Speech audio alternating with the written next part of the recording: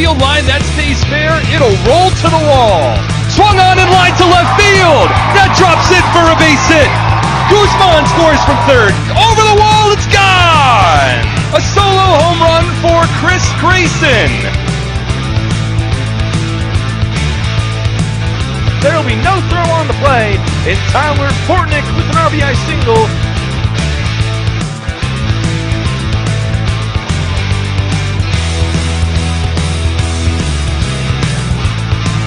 Warning track at the wall. It's over the wall again with a three-run homer.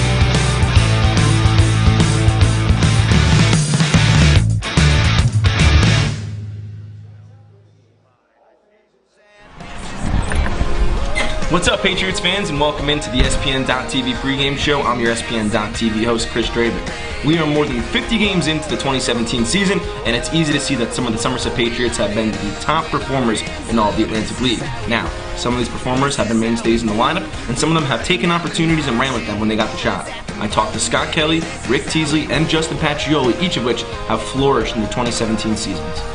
All right, Patriots fans, now we're hanging out with Patriots infielder Scott Kelly. Scott, how are you? Doing great. How are you? I'm doing well, thank you so much. And Scott, you are one of the veterans on this team, and coming into this year, you knew you're an infielder, you know you could play third, short, second, really anywhere they put you, you know you can go play. But this year, as of recently, you've really settled into a third base role, a little bit of shortstop and second base as well, but third, a position you haven't played too much in your career, you've been a mainstay over there. So how has that been kind of adjusting to that everyday in and out third base role?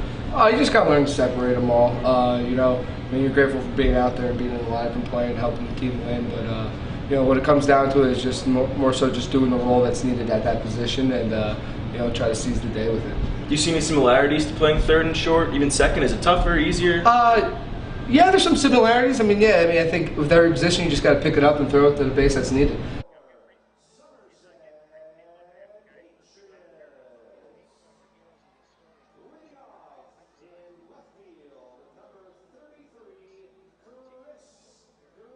And then you kind of just lock in for that position. Cool. And on the offensive side of things now, we kind of saw at the top, at the bottom, but it's been a pretty serious stretch in the season where you've been atop the order as the leadoff guy. Do you enjoy that role? Do you like the comfort of kind of knowing you're going to be up there possibly every day? Yeah, it doesn't. To me, it doesn't really make a difference. 1, 2, 8, 9 doesn't really make a difference. I think anybody can, more so be the leadoff guy on this team. You have Patch who can be a leadoff guy. Golson, other guys on this team that could be leadoff guys. So, when I'm up there, I just try to get on base, do whatever I can, see some pitches to, help the other guys in the lineup. Now, shifting from you to the team as a whole, it's, beginning of the season, end of the season so far, it's been a successful year for you guys. How do you keep that going and keep that momentum building into the All-Star break? Just taking it one day at a time, just taking it one day at a time, trying to clean the slate from the day before, and just try to start the day kind of 0-for-0 and look to go 1-0 each day. We're on a good pace, we're on a good roll, we have good chemistry in the clubhouse, and we just look to just continue going out there playing for each other and go out there and get the W. There you have it, Scott Kelly, the pride of TCNJ. Scott, yes. Thank you so much. No problem, thank you. What's going on, Patriots fans? We're hanging out with Somerset Patriots starting pitcher Rick Teasley. Rick, how are you? Good, man, thank you. So let's rewind to the very first ESPN.TV pregame show of this year.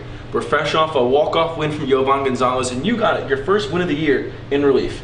Fast forward to today, 5 wins as a starter, you're entrenched in the starting rotation, number 2 in the Atlantic League in ERA. And what a crazy season it's been. Oh, definitely.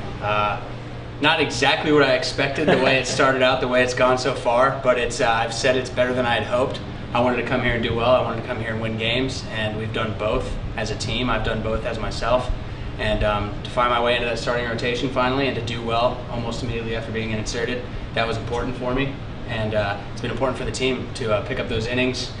try to go deep into the games to the bullpen and do all that. So yeah, definitely fast forwarding. It's all happened pretty quick, but I'm definitely happy with it, and I think the team is too. And you might be getting tired of this whole Rick Teasley and the starting rotation narrative, because this is nothing new to you. In fact, fans, we just approached the 3-year anniversary of your no-hitter with the Southern Illinois Miners of the Frontier League. I mean, walk us through that day, the first no-hitter in minor league history. I'm not sure if it was your first no-hitter, but I mean, what a crazy moment for you. It was my first no-hitter as a player ever, even including Little League, high school, all that.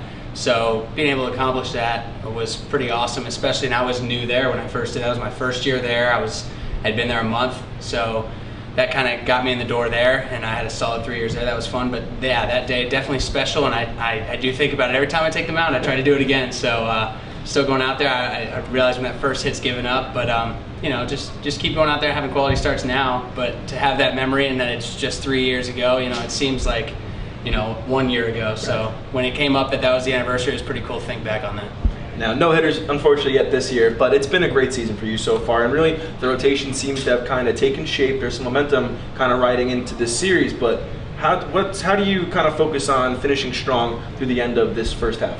Well, the way it's formatted here is obviously if we win the first half, we're in the playoffs. So right now it feels like we're already in the late season, making a playoff push, and the starting pitching is going to be a big role in that. Hitters have been picking us up. It's been great. So obviously, like I said last time on one of the interviews, we just try to compete with each other as starting pitchers. You know, Kubiak goes out there and throws 7 scoreless. I want to go out there and throw 8 scoreless, which is good. It's a friendly competition between us, and it puts us in a good position as a team. So everybody's we're ready. We're in first place right now. It's a narrow lead, but if we just keep going out there one game at a time and we just avoid losing, just keep winning, keep having fun, we'll end up with a playoff spot here soon, hopefully. Very cool. So there you have it, fans. Rick Teasley, one of the many starters winning games this season for the Somerset Patriots. Rick, thank you so much. Thanks for having me.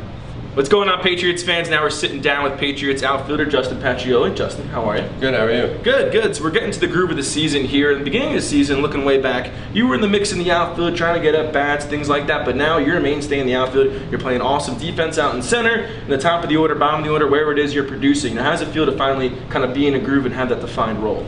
You know, I mean, I think you kind of hit it on the head there. It's do whatever you can to help the team win. So, you know, whether that's being a pinch runner, being a defensive specialist, you know, being an everyday guy, top of the order, bottom of the order, you know, do whatever you can to help the team win, contribute when you get your opportunities. And so that's kind of what I tried to do so far this year. You know, whether I'm in from the start, whether I'm in the 8th or 9th inning, you know, just do whatever I can to help the team win. You've been one of the hotter hitters as of recently for Somerset, and being a season, you're probably still getting back into a groove. You took off all 2016. Did you feel yourself kind of working out the kinks, shaking the rust off? A little bit. I mean, I'm not going to sit here and use that as an excuse or anything. You know, spring training here definitely helped a lot, you know, getting my feet wet and, you know, learning a lot from some of the veteran guys. And, you know, now that we're kind of in an everyday role now, it's definitely, you know, I feel a little bit better now, but, you know, just ready to play and do what I can, like I said, to help the team win and, you know, be prepared every day to be ready to play. Now, I know someone like yourself may not look at the statistical leaderboards, but you know what? To be honest, I do. And every single day I see guys like you, like Jovan, who are so close to qualifying,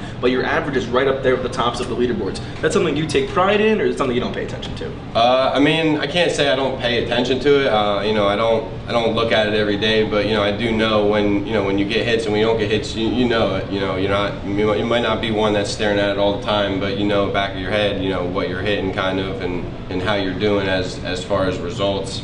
But it all goes down, you know, whether I'm hitting 340 or whether I'm hitting 240, it all goes down to getting on base. You know, that's my game, is get on base, steal bases, and try and score runs for the guys behind me. So whether I'm in that 1 or 2 spot or that 8 or 9 spot, that's my job, is to get on base and let the other guys drive me in. So, you know, whatever that is, whatever the situation means, that's what I'm going to do. So I'm just ready to do whatever I can to help them win. Right, and so whoever that's been, you know, top of the order, bottom of the order, playing, not playing, the Patriots as a whole, it's been a good season so far. How do you kind of continue that momentum here into the All-Star break? Yeah, I mean, it's definitely been a good season up until now. I mean, we all know that we've been playing well. We know we let a few slip away, but we also know in the same time that it's a long season. So, you know, we're getting close on that first half, so that's, you know, now we kind of grind down a little bit more on a little kind of like playoff baseball in a sense. Can't let anything slip away here for these next few weeks, but, you know, we're just going to keep playing our game, and we think that if we play our game, you know, we're going to have a good opportunity to win every ball game.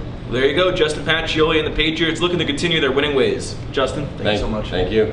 Well, there you have it, Patriots fans. That'll do it for the pregame show. Now take a seat, relax, and enjoy some Patriots baseball right now on ESPN.TV.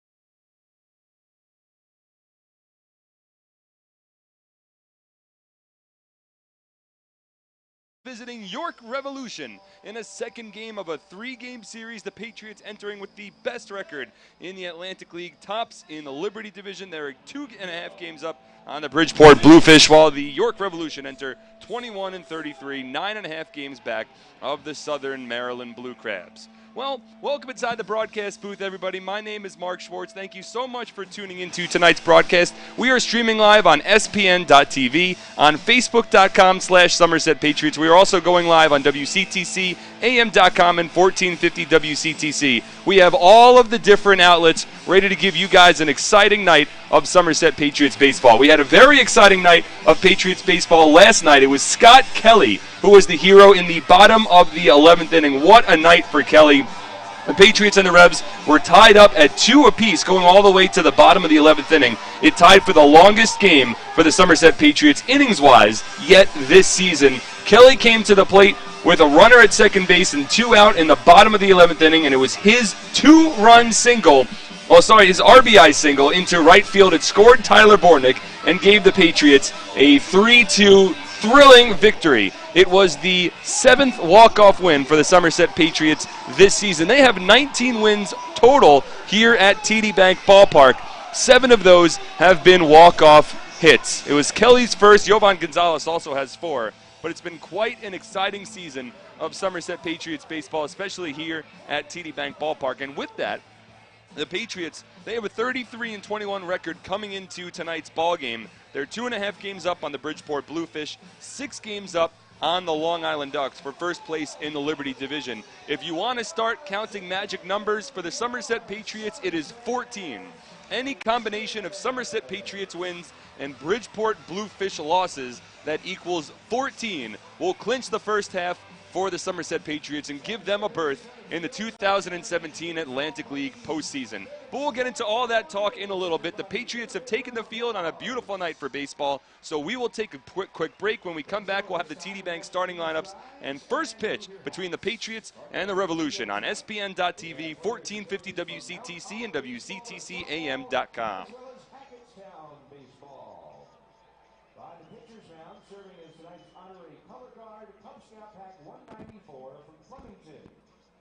And here to honor America with the singing of our national anthem, the Mountain View Singers at Mountain View Middle School.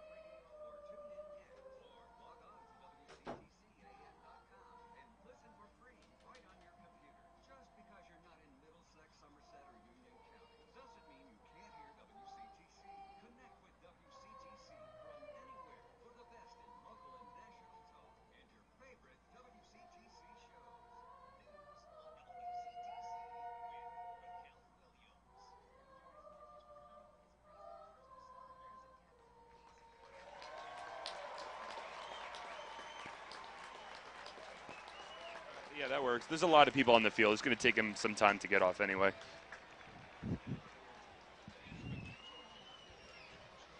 Yeah, they're in a commercial right now, so it's all right, but yeah.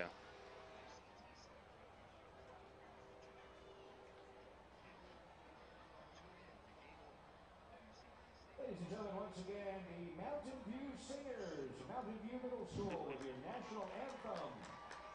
The honorary color guard hanging out the field comes down back 194 of Flemington. Players and coaches are now on baseball and softball, and Hackettstown baseball helping us out on the field. The AAA Orioles, our Diamond Nation baseball buddies. Sam Jesselman, our honorary back kid, and as always, down the field, Slider.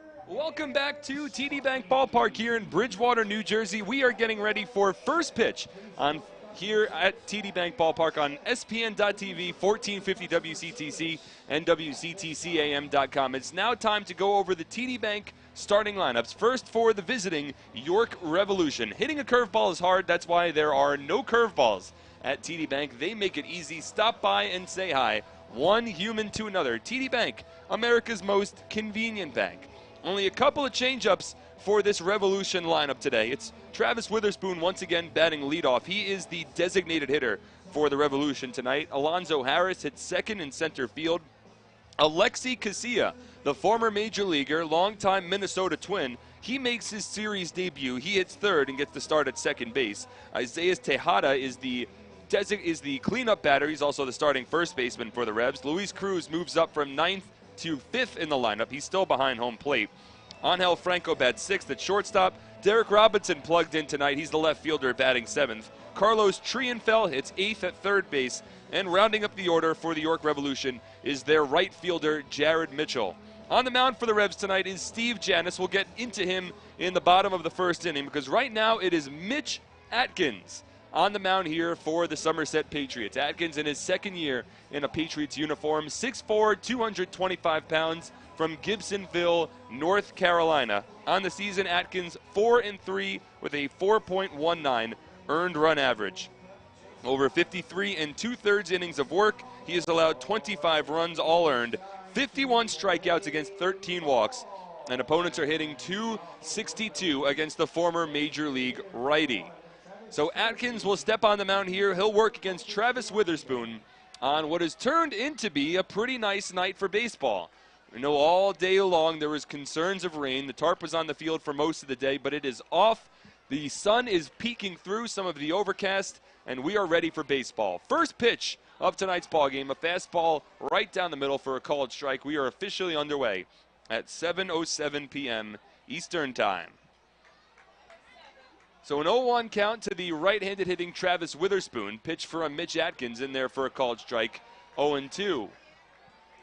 The Patriots today wearing their traditional home white jerseys, white pants, a single-tone blue cap with a blue brim. More conventional color scheme for the York Revolution tonight compared to their jerseys yesterday. 0-2 breaking ball, swing and a miss, strike 3.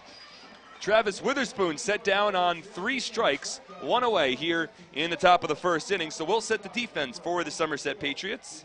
In the outfield, moving from left to right, it is Chris Grayson in left. It's the center fielder, Justin Pacioli, and the right fielder is Greg Golson. Around the horn, Carlos Guzman at third, making just his second start of the season at third base. It's Alfredo Rodriguez at short, Tyler Bortnick at second, Kyle Rollers the first baseman, and Jovan Gonzalez behind home plate.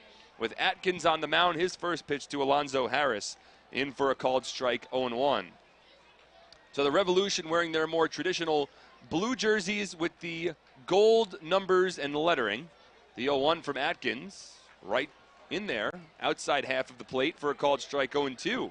So Atkins trying to pound the strike zone early. First 3 pitches he threw to Travis Witherspoon were first strikes. Got himself a 3-pitch strikeout. He's now ahead of the count against Alonzo Harris. No balls and 2 strikes. We're just underway here at TD Bank Ballpark. No score between the York Revolution and the Somerset Patriots. The sun breaking through and actually shining along the field here.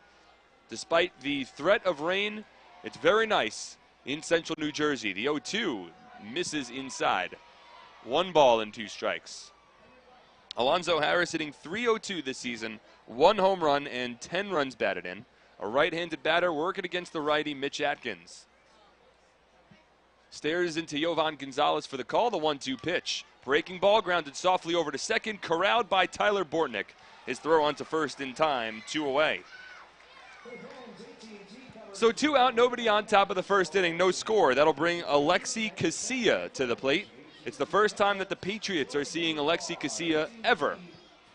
It's his first year in the Atlantic League, first year with the York Revolution. He's been a .375 batter so far, no home runs, and 1 run batted in. That's coming in 10 games, wearing a Revolution jersey.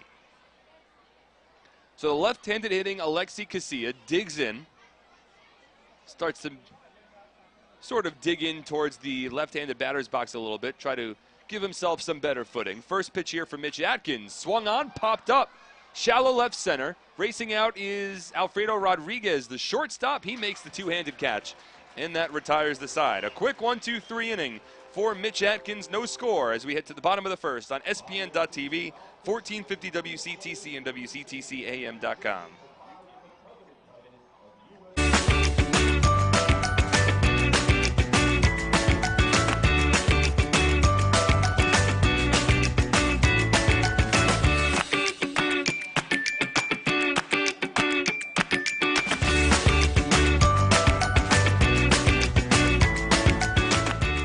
Visit SomervilleAluminum.com to learn more today.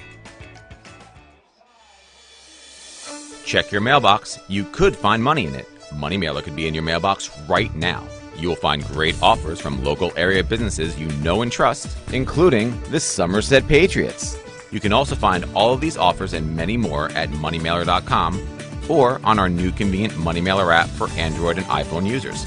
So, start saving money now and look for your Money Mailer envelope, which might be in your mailbox today.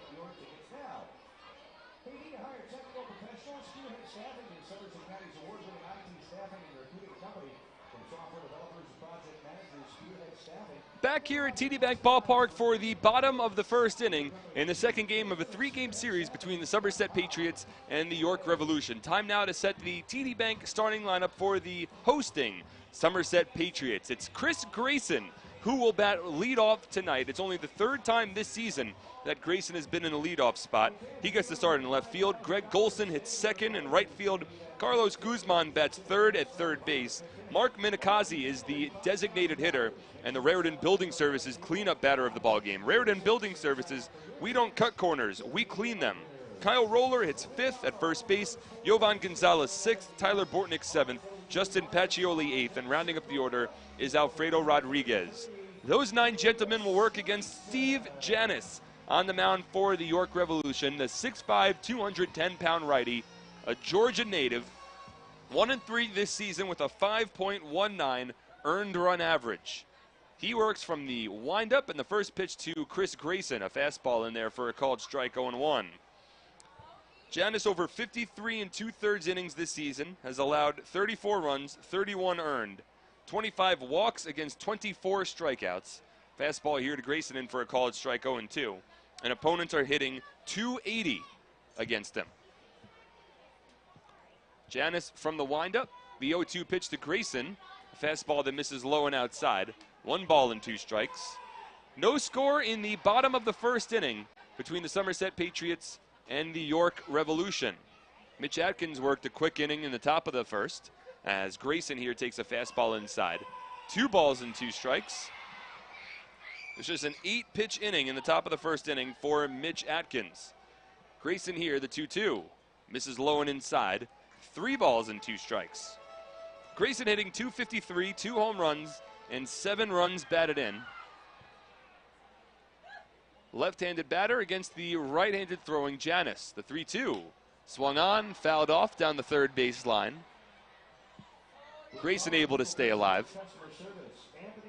A late arriving crowd here at TD Bank Ballpark. I think some fans thought that weather might be an issue, but Right now, we've got a little bit of blue skies that are spread across the overcast and the sun peeking through.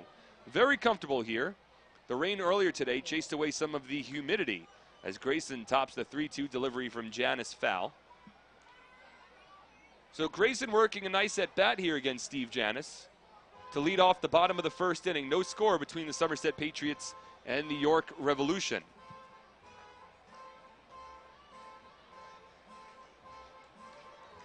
Janis making his 11th start of the season for the Revs. The 3-2 pitch to Grayson. Swing and a miss, strike 3.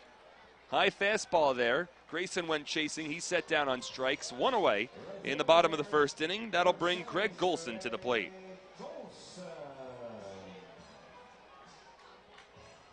So Golson, a .229 batter, 2 home runs, 12 runs batted in. He steps in from the right side to work against Steve Janis. Golson has found himself in a very brief slump. He's 0 for 9 over his last 2 ball games.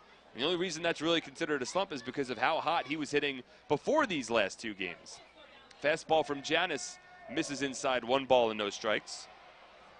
Golson had a 7-game hit streak entering Thursday night's ball game against the Long Island Ducks. That ended on Matt Larkins' near no-hit bid. Fastball here to Golson in there for a called strike, 1-1. He went 0 for 4 Thursday night, then 0 for 5 last night in the series opener against the Revolution.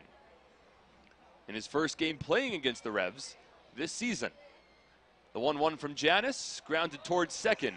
In front of it is Alexi Casilla. He makes the throw on to first in time for the second out. So here we will set the defense for the visiting York Revolution. Starting in the outfield from left to right, it is Derek Robinson, Alonzo Harris, and Jared Mitchell. Around the horn, Carlos Trienfel at third, Angel Franco at short, Alexi Casilla at second, Isaiah Tejeda at first, and behind home plate is Luis Cruz. Once again with Steve Janis on the mound, 2 out, nobody on, no score, bottom of the first. First pitch here to Carlos Guzman, a fastball that misses outside, 1-0. Carlos hitting .262 this year, 1 home run, and 27 runs batted in. He has struggled against the Revs, but has become a heart-of-the-order batter for Somerset. Fastball here misses outside, a bit low as well. 2 balls and no strikes. Guzman is just 3 for 25 against the Revs this season. The 2-0. Misses outside, 3 balls and no strikes. I mean, this is a Revs team that the Patriots struggled against early in the season. In their first 3 meetings over at Peoples Bank Park, the Revs took all 3. And then the Revolution won the first meeting here at TD Bank Ballpark in extra innings back on May 5th. Guzman takes this fastball outside, ball 4.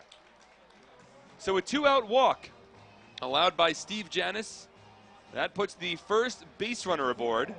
Guzman takes first, and that'll bring up the Raritan Building Services cleanup batter of the ballgame, Mark Minikazi.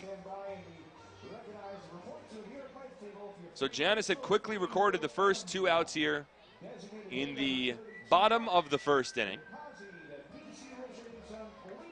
But now Guzman draws the walk, and that'll bring Minikazi up to the plate. He is looking to parlay the success he had in last night's ball game into another successful outing today. First pitch fastball from Janis in there at the knees for a called strike, 0-1. Minikazi now hitting .214, no home runs, and 14 runs batted in. But he did have a solid day yesterday. Went 2 for 3, was on base 3 times. Had a sacrificed fly as well. The 0-1 comes inside, and Minikazi has to get out of the way. 1 ball and 1 strike. Well, Minikazi, when he came back for this homestand, switched his jersey number from 85 to 32. And it's worked out for the most part for Minikazi. He had a couple of rough games, but he's still trying to find his footing here with the Somerset Patriots. The 1-1. Swung on, grounded over to second. In front of it's Alexi Casilla. Backhand tosses it over to second, and that will retire the side. So no runs for the Patriots, no hits, no errors, 1 runner left on base. Through 1, no score on SPN.TV, 1450 WCTC and WCTCAM.com. Are you ready for some family fun? Have a ball with everyone.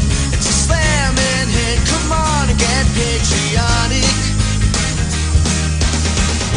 Hi, I'm Sparky Lyle. I'm going to be at the ballpark all year long, and so should you. It's an all-star season. It's slamming it, come on, get patriotic. We, the TV-loving people, want our whole house to be filled with entertainment. Easy, boy. But we don't want annual contracts and hardware. You scoundrel! Ah! We just want to stream live TV! And we want it for $10 a month. Wow, I'd like to have that in my house. It's a very big house. Yeah, mine too. Look at us, just two bros with sick houses. High five. DirecTV Now, a big streaming deal for $10 a month. It's entertainment your way.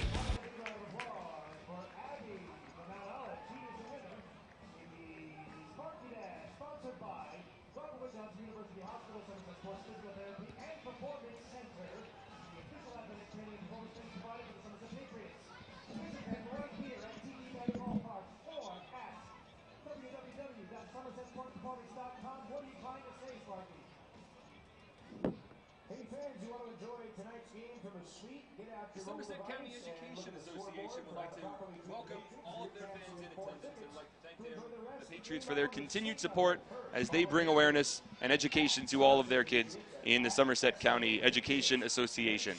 For over 100 years, Carrier has offered a wide array of specialized behavioral health services for individuals throughout New Jersey. Our new updated facility enhances our ability to treat illnesses such as anxiety, depression, and substance abuse in a compassionate and healing environment. Visit www.carrierclinic.org today. Top of the second inning from TD Bank Ballpark, Mark Schwartz here on SPN.TV, 1450 WCTC and WCTCAM.com. It's Mitch Atkins back out for his second inning of work. He'll go up against Isaiah Tejeda, Luis Cruz, and Angel Franco. First pitch here from Atkins, a fastball right down the middle for a called strike. Mitch needed just 8 pitches to get himself through the top of the first inning. Struck out Travis Witherspoon, the first batter of the ballgame, on 3 pitches, and got Alexi Casilla to pop out to shortstop on the first pitch he saw. 0-1 here, misses outside. 1 ball and 1 strike. The umpires for tonight's ballgame, it's Brian Miller behind home plate, Dave Speranza over at first, and Freddie DeJesus is the third base umpire. The 1-1 from Atkins. At the knees for a called strike, 1-2. So Tejeda at the plate here. A .285 batter this season, 7 home runs and 25 runs batted in. But he's been held relatively in check by the Somerset Patriots. The right-handed batter, the 1-2, line towards left deep. Grayson going back right near the warning track. He leaps, and it's off the fence. Grayson down. That ball stays in play. Rounding second is Tejeda. He's heading for third. Just with the ball now is Pacioli. He gets it back along the infield. Grayson remains down in left field after he hit the left field fence hard. And Pacioli had to come all the way from center field to pick up the ball and get it back along the infield, preventing Tejeda from potentially taking an inside the park home run. Well, Grayson in left field severely mistimed his jump. He leaped well in front of the fence and didn't really come close to making a catch on that ball, and then hit the fence really hard with his back. There's no padding out there. I've been out there before, guys. That is a solid slate wall. I believe it's wood, so maybe not slate, but point being, there's no padding out there at all, so that hurts. Grayson was slow to get up. He shakes it off. Phil Lee, the Patriots trainer, remains in the dugout, so they have confidence in Grayson. But a runner at third with nobody out now for the Revolution, and the first pitch to Luis Cruz is in there for a called strike, 0-1.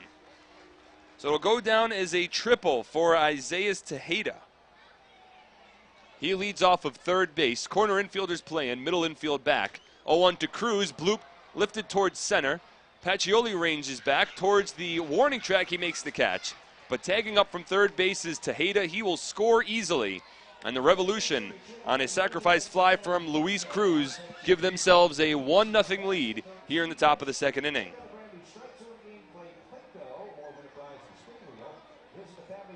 That's the 5th run batted in of the season for Luis Cruz. He had a home run in last night's ballgame. A sacrifice fly here in his first at-bat. So quickly, a run scores for the Revs in the top of the second inning. That'll bring Angel Franco to the plate. First pitch to Franco, a fastball in there for a called strike 0-1. So Mitch Atkins has fallen behind here against the Revolution. It's his second start of the year against the Revs. 0-1 breaking ball misses low. 1 ball and 1 strike. First time that Atkins worked against the Revs was all the way back on April 28th. It was the first road game of the season for Somerset, and it did not get off to a great start. But Atkins responded. The 1-1 here on the outside corner for a strike. 1-2. Atkins allowed 5 runs in the bottom of the first inning in that ball game against the Revs. It would be all that he would allow in that game. As swinging through the fastball here for strike 3 is Angel Franco. Second strikeout of the ball game for Mitch Atkins. 2 out, nobody on. Top of the second inning. York now leading 1-0 on a sacrifice fly from Luis Cruz. And that'll bring Derek Robinson to the plate. But back to that April 28th date, it was a 5-run bottom of the first, including a 2-run triple from Jared Mitchell. And on that play, Darren Ford, who at the time was the Patriots center fielder, collided in left center field with Aaron Eggleston. Ford was taken out of the ballgame. He missed the next couple of days before returning. First pitch here to Robinson at the knees for a called strike 0-1. But after Atkins allowed that 5-run bottom of the first, he settled down and did not allow another run after that point. Wound up finishing in 5+ innings, allowing just those 5 runs. The 0-1 here to Robinson. Misses inside as he jackknifes out of the way. 1 ball and 1 strike. So it wound up being a pretty good outing for Atkins. Of course, his final line wasn't exactly what he was looking for, but he had settled down really nicely. It was just that one bottom of the first inning that got him off to a tumultuous start. Fastball here to Robinson in for a called strike 1-2. After that 5-run first, Atkins only allowed 1 base runner the rest of the way. The 1-2 here, grounded softly over to first. It's fielded on the long hop by Roller. He takes it himself to the bag, and that retires the side. But the Revs grab a lead, 1 run on 1 hit, no errors, nobody left on. 1-0, the Revs lead on SPN.TV, 1450 WCTC, and WCTCAM.com.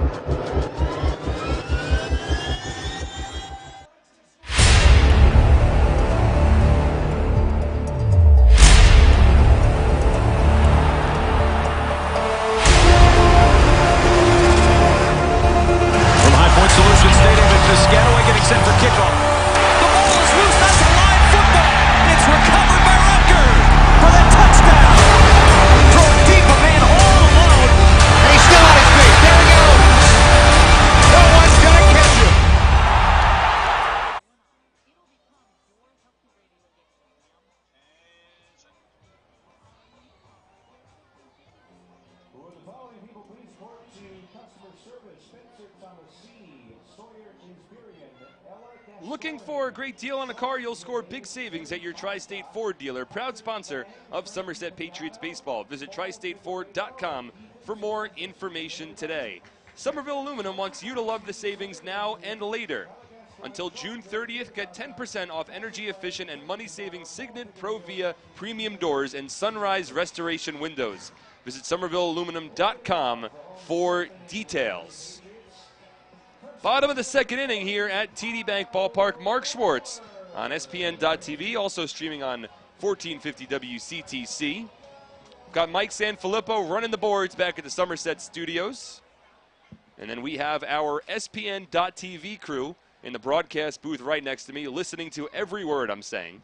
As the first pitch to Kyle Roller in there for a called strike 0-1. We've got Chris Trabick who's directing tonight's broadcast, Jonathan Danica running the cameras, and welcome to the ESPN.TV crew, Marty Keating, who is running all of our stats and scoreboard. As here, it's Roller fouling off a fastball delivery from Janis, and the count moves to 0-2. So the Revs are leading 1-0 here in the bottom of the second inning on a sacrifice fly from Luis Cruz. Steve Janis from the windup, the 0-2 to Roller, misses upstairs. Luis Cruz thought that was in there for strike 3, but it's a 1-2 count to the left-handed hitting Roller. A .296 batter this season, 1 home run, and 4 runs batted in. The 1-2 pitch, another breaking ball. Once again, it misses upstairs, 2-2.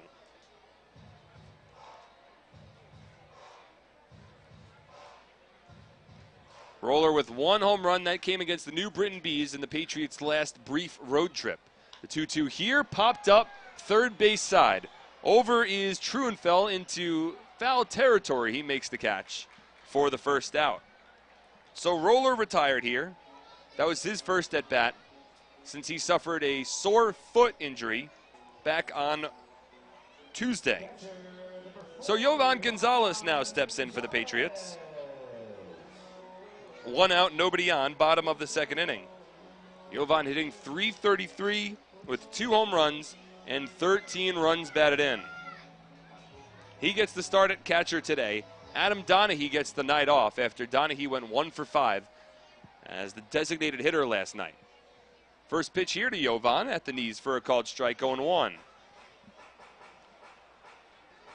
Gonzalez has had some success against the York Revolution this year. He is 6 for 18 against the Revs with 2 runs batted in. The 0-1 to Yovan. Outside corner for a called strike, 0-2. So Mitch Atkins had thrown 22 pitches through the first 2 innings of this ballgame. Janis needed 18 to get through the first, but he's pounding the strike zone here in the second. The 0-2. Breaking ball misses low. 1 ball and 2 strikes. Janis on the mound here. Again, he's making his 11th appearance of the season for the Revs. This is his 2nd appearance against the Somerset Patriots. From the windup here, the 1-2 pitch. Swung on, grounded foul. Down the third base line, Gonzalez able to stay alive. Janis was actually the opposing starting pitcher against Mitch Atkins back on April 28th over at Peoples Bank Park. After Atkins struggled through the first inning but settled down nicely, Janis eventually earned the win in that ballgame. It was a 5-4 victory for the Revs. The 1-2 here to Gonzalez is chopped foul. In that start, Janis went 5 innings, allowing 2 runs on 5 hits, 4 walks, and 4 strikeouts. The Patriots were making a comeback bid in that ballgame. They trailed 5-1 early, but kept fighting their way back, but fell just short, dropping that series opener 5-4. The 1-2 pitch here to Yovan. Outside corner called, third strike. Gonzalez jumps a little bit from the right-handed batter's box. Doesn't look like he agreed too much with that call from Brian Miller. But Gonzalez is the catcher for the Patriots, so that's a situation where you'll take it, but you hope that you get it when you're behind home plate as well. But 2 out, nobody on in the bottom of the second inning. That was Janis' 2nd strikeout of the ballgame. Again, Janis entered with 1 more walk on the season than strikeout. 25 walks against 24 strikeouts and 53 in 2/3 innings this season. First pitch fastball to Tyler Bortnick misses inside. 1 ball and 2 strikes. 1 ball and no strikes. The 1-0. Down the middle for a called strike, 1-1. 1 run on 1 hit for the Revs. No runs, no hits for the Patriots. Bottom of the second inning. In the second game of this 3-game series. Another game for the Schools Out for Summer series here at TD Bank Ballpark as Bortnick fists this one foul down the right field line. Count moves to 1-2. Another sold-out crowd expected here at TD Bank Ballpark tonight. We have our 2nd consecutive post-game fireworks show scheduled today. Tonight's fireworks show presented by AT&T, a proud sponsor of Somerset Patriots baseball. The 1-2 pitch, a breaking ball that fails to break. It stays upstairs. Deuce is wild. 2 balls, 2 strikes, 2 out. Bottom of the second inning. Revs lead 1-0 on a Luis Cruz sacrifice fly. Janis from the windup here, the 2-2 pitch. Bortnick fouls it off. So Bortnick able to stay alive. Mentioned it earlier, but the Revs took the first 4 games over the Somerset Patriots in this season series, including a 5-2 victory here at TD Bank Ballpark on May 5th in 10 innings.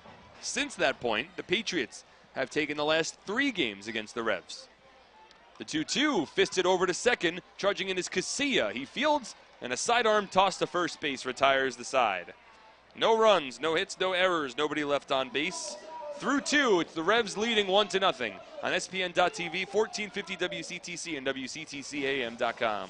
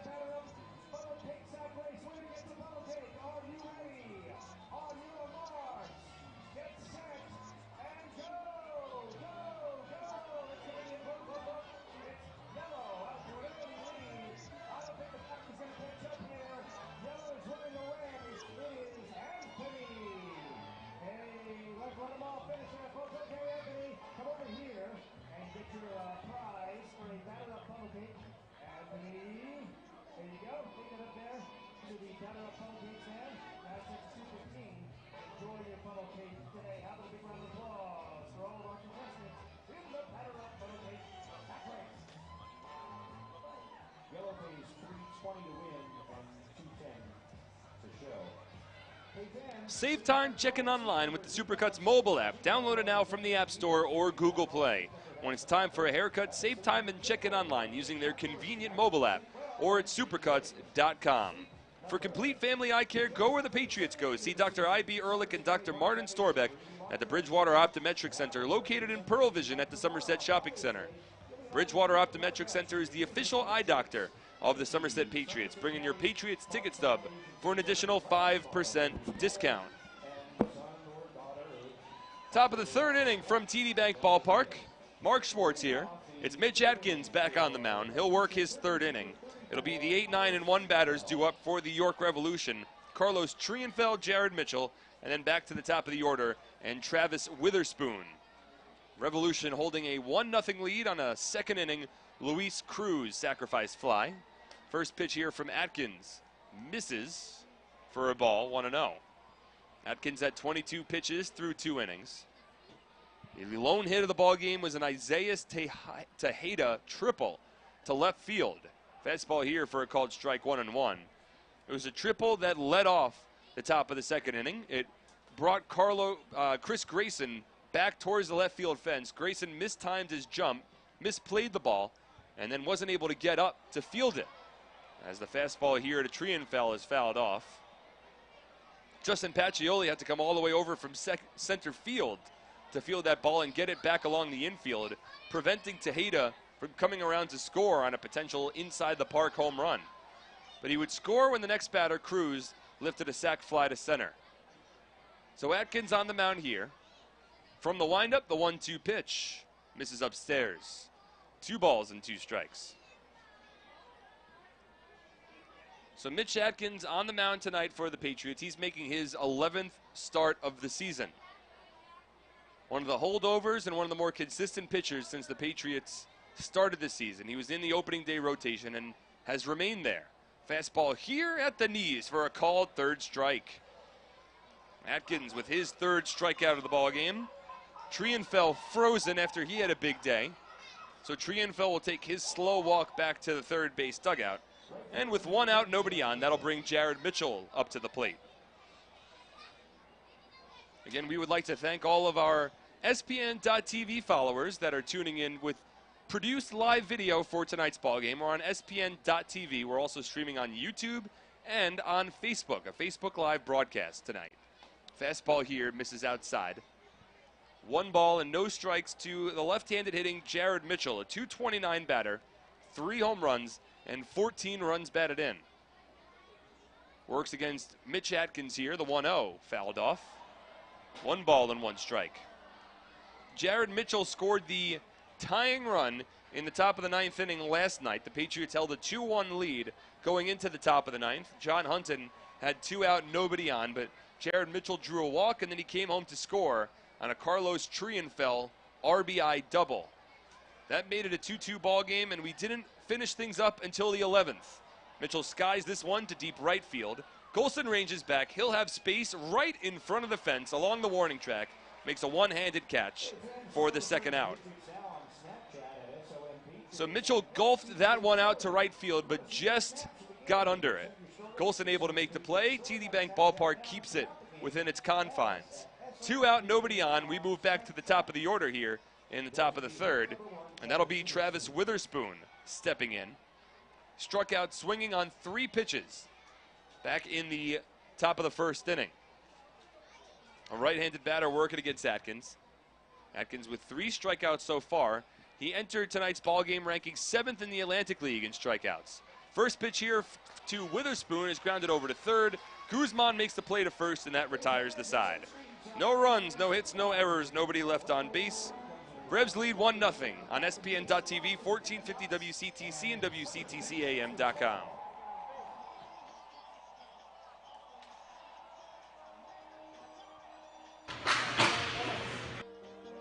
I couldn't hold my meals down anymore.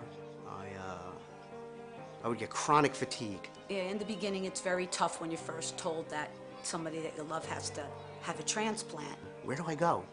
Who can come and get themselves tested? You know, to see who's a match for me.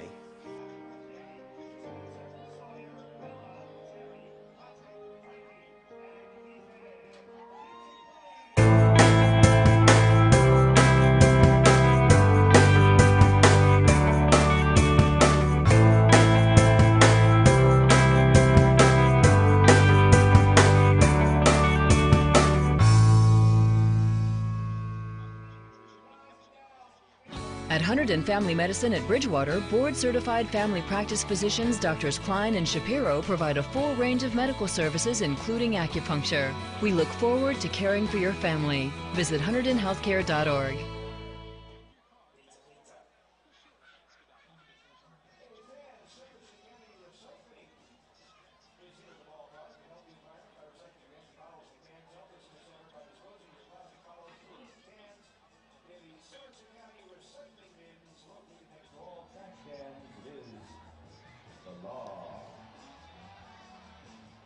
TD Bank is proud to sponsor the Somerset Patriots. Are you an early bird or a night owl? Well, TD Bank is both. You see, TD Bank has the longest hours. They're also open 7 days a week. Of course, you can always visit them online at tdbank.com or give them a ring at 888-751-9000 because you can talk to an actual person 24/7, 365 days a year. It's all part of what they call banking human, and it's why TD Bank is America's most convenient bank. Member FDIC. Alpine Business Systems is a leading provider of information systems and services. Our staff of certified network professionals deliver world-class consulting, design, implementation, integration, administration, and maintenance of computing systems and networks, as well as system support services and custom software development. Visit Alpine Business Systems at www.alpinebiz.com. Alpine Business Systems, the official IT provider of the Somerset Patriots. Justin Pacioli leads off the bottom of the 3rd inning, takes a first pitch fastball for a called strike from Steve Janis. The right-handed batter works against the righty Janis, shakes off his catcher Luis Cruz, and then Pacioli asks for time.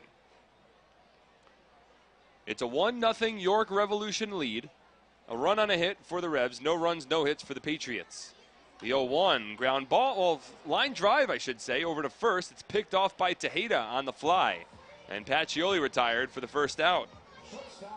Ball was hit sharply. I assumed that it was going to hit the ground before it got over to Tejeda, but it did not. Tejeda was able to reach down and he was able to make the play. So 1 out, nobody on, bottom of the 3rd. And that'll bring Alfredo Rodriguez with a new song coming to the plate. Pretty catchy song. Sometimes the players that use those like techno kind of songs get some nice reactions out of the fans. They're always catchy. First pitch here to Alfredo Rodriguez in for a called strike, 0-1. So with the Patriots at the plate in the bottom of the third inning, it's now time to give the My Rewards radio code for tonight's broadcast as Rodriguez grounds one through the hole right up the middle. And Alfredo Rodriguez with the first base hit of the ballgame for the Somerset Patriots. So Rodriguez aboard, trying to take advantage of his playing time. And now Chris Grayson will come up with the most catchy song, walk-up song for the Somerset Patriots.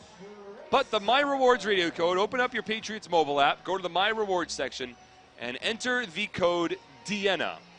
D-E-A-N-N-A. Deanna is the My Rewards code.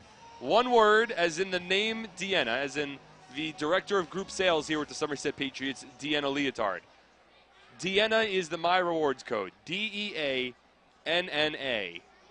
Deanna, that is your My Rewards code for tonight's broadcast. First pitch to Chris Grayson, a fastball that misses. 1 ball and no strikes. I don't believe she knows that her name is the My Rewards code, but that is what it is.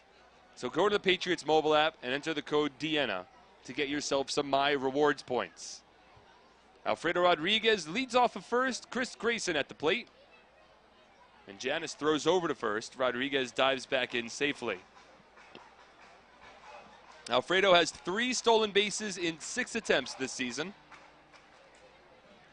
He takes off here as Grayson grounds one over to second. Fielded by Casilla, his only plays over to first with Rodriguez running on the play. So Rodriguez takes second base. The Patriots now with a runner in scoring position, but Grayson grounds out. He's 0 for 2.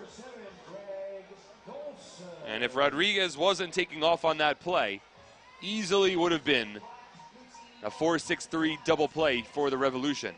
Instead, the inning continues. It's Rodriguez off of second and Greg Golson at the plate. Golson 0 for 1. He grounded out to second base. His first time up. Rebs leading 1-0 on a second inning sacrifice fly from Luis Cruz. Patriots looking to make it 4 consecutive wins over the Rebs. First pitch swinging here is Golson. He tops it foul down the third baseline, 0-1. Patriots won the final 2 games of a 3-game series against the Revolution back in early May. And then won last night's ball game, an extra inning thriller here at TD Bank Ballpark. The game went 11 innings. It was tied for the longest game of the season for the Patriots in terms of innings played. Third time they went into the 11th this season as Golson fouls this one off down the first baseline. And he falls behind 0-2. But in the bottom of the 11th inning, Tyler Bortnick led off with a bloop base hit that just fell in front of Jared Mitchell, the right fielder. And that got Bortnick aboard. He then advanced to second base on a sacrifice bunt from Aaron Eggleston, and then came around to score with 2 out on an RBI single from Scott Kelly, and the place went crazy. 0-2 here to Golson. Just misses off the outside part of the plate. 1 ball and 2 strikes. On the last foul ball, Carlos Guzman, who awaits on deck, actually picked up the ball and tried to throw it over to a fan down the first base line in our upper box section. I think the fan dropped the throw attempt, but it looks like he was able to get the ball back, so certainly nice to see. The 1-2 here to Golson misses inside.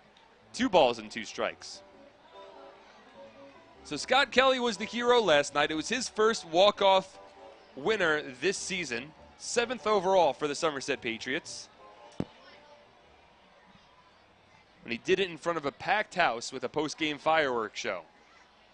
The 2-2 pitch here to Golson. Swung on, grounded over to short. Charging in is Franco. Fields throws to first, and he just beats Golson by a hair. The throw beats Golson, and that retires the side. No runs for the Patriots. 1 hit, no errors, and 1 runner left on base. Welcome to the brand new Somerset Patriots app. What is an app? Everything Somerset Patriots, all at your fingertips. The Patriots My Rewards program. Download this free app today at the Apple Store or Google Play. I might not know what an app is, but this one is really fun. Tell us the story about the Jersey Devil. Here's a real Jersey legend about the fireball. They say it was forged in Jersey, a flaming orb that transforms ordinary people into winners! Fireball from the New Jersey Lottery is real and only for Pick 3 and Pick 4. Play Fireball and you can transform a non-winning ticket into a winner. Hey, look, I won! Give your numbers more firepower because anything can happen in Jersey. Urban legends have feelings too.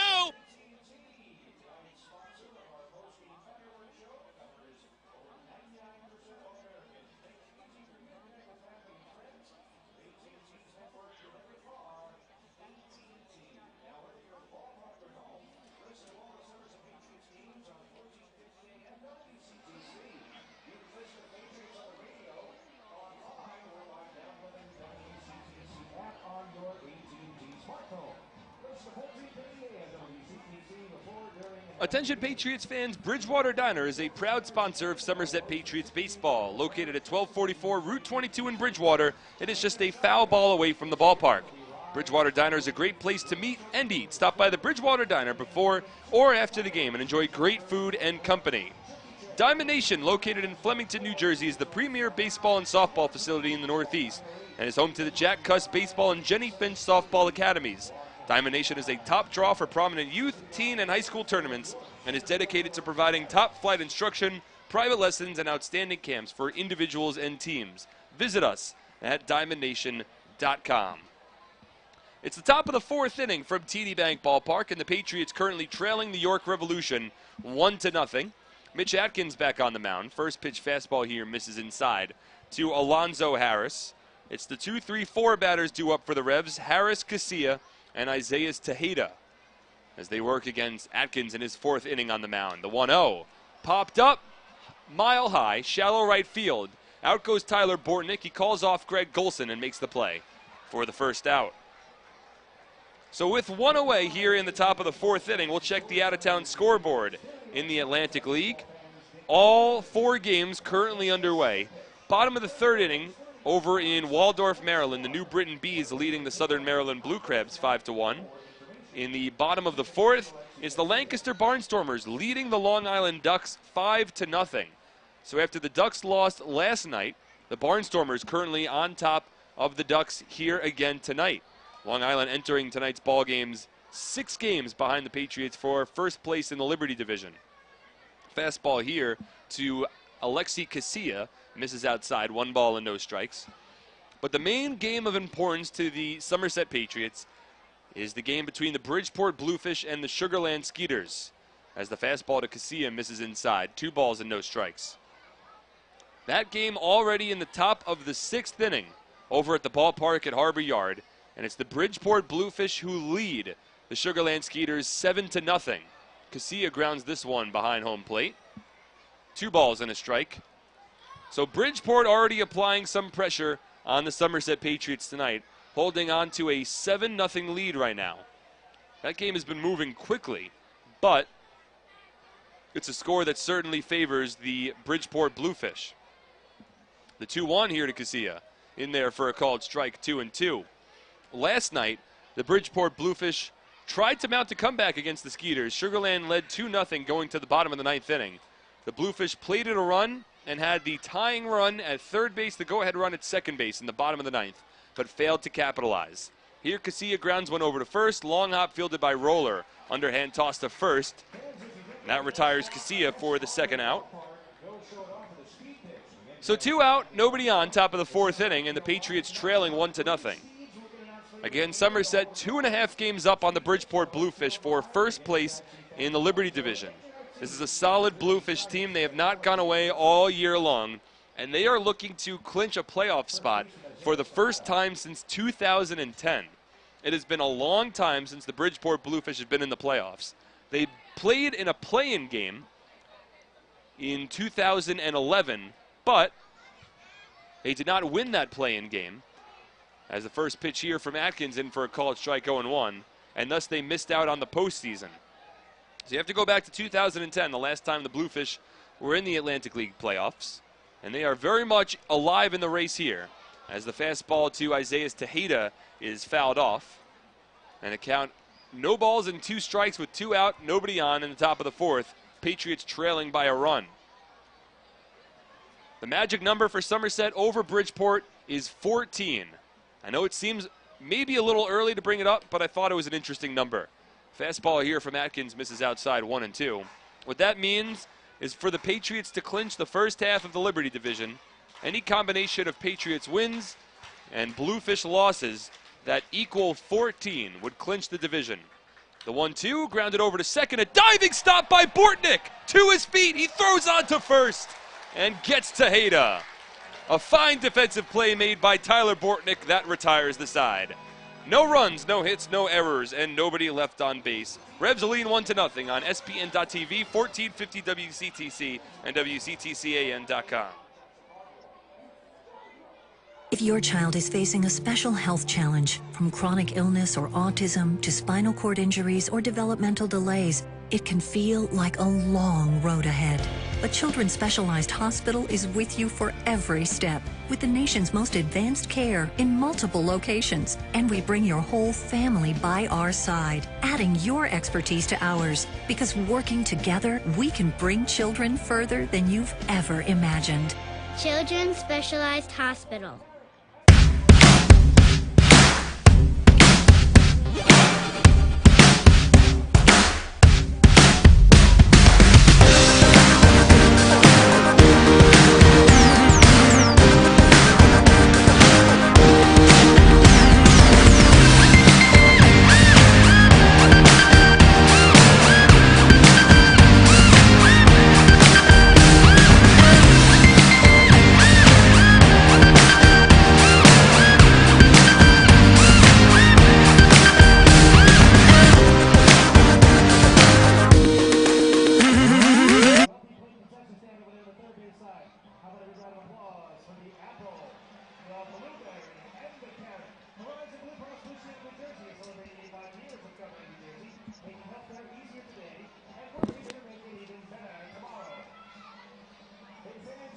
Shopping for a new car, hit a home run with all the great deals available now at your Tri-State Ford dealer. Proud sponsor of Somerset Patriots baseball. Visit tristateford.com for more information. With great rates, annual dividends, and exceptional customer service, NJM Auto Insurance is a home run with policyholders. You've got the green light. Get a quote today at startyournjm.com. NJM, extraordinary value in auto insurance. Revolution still holding on to a 1-0 lead as we move to the bottom of the 4th inning.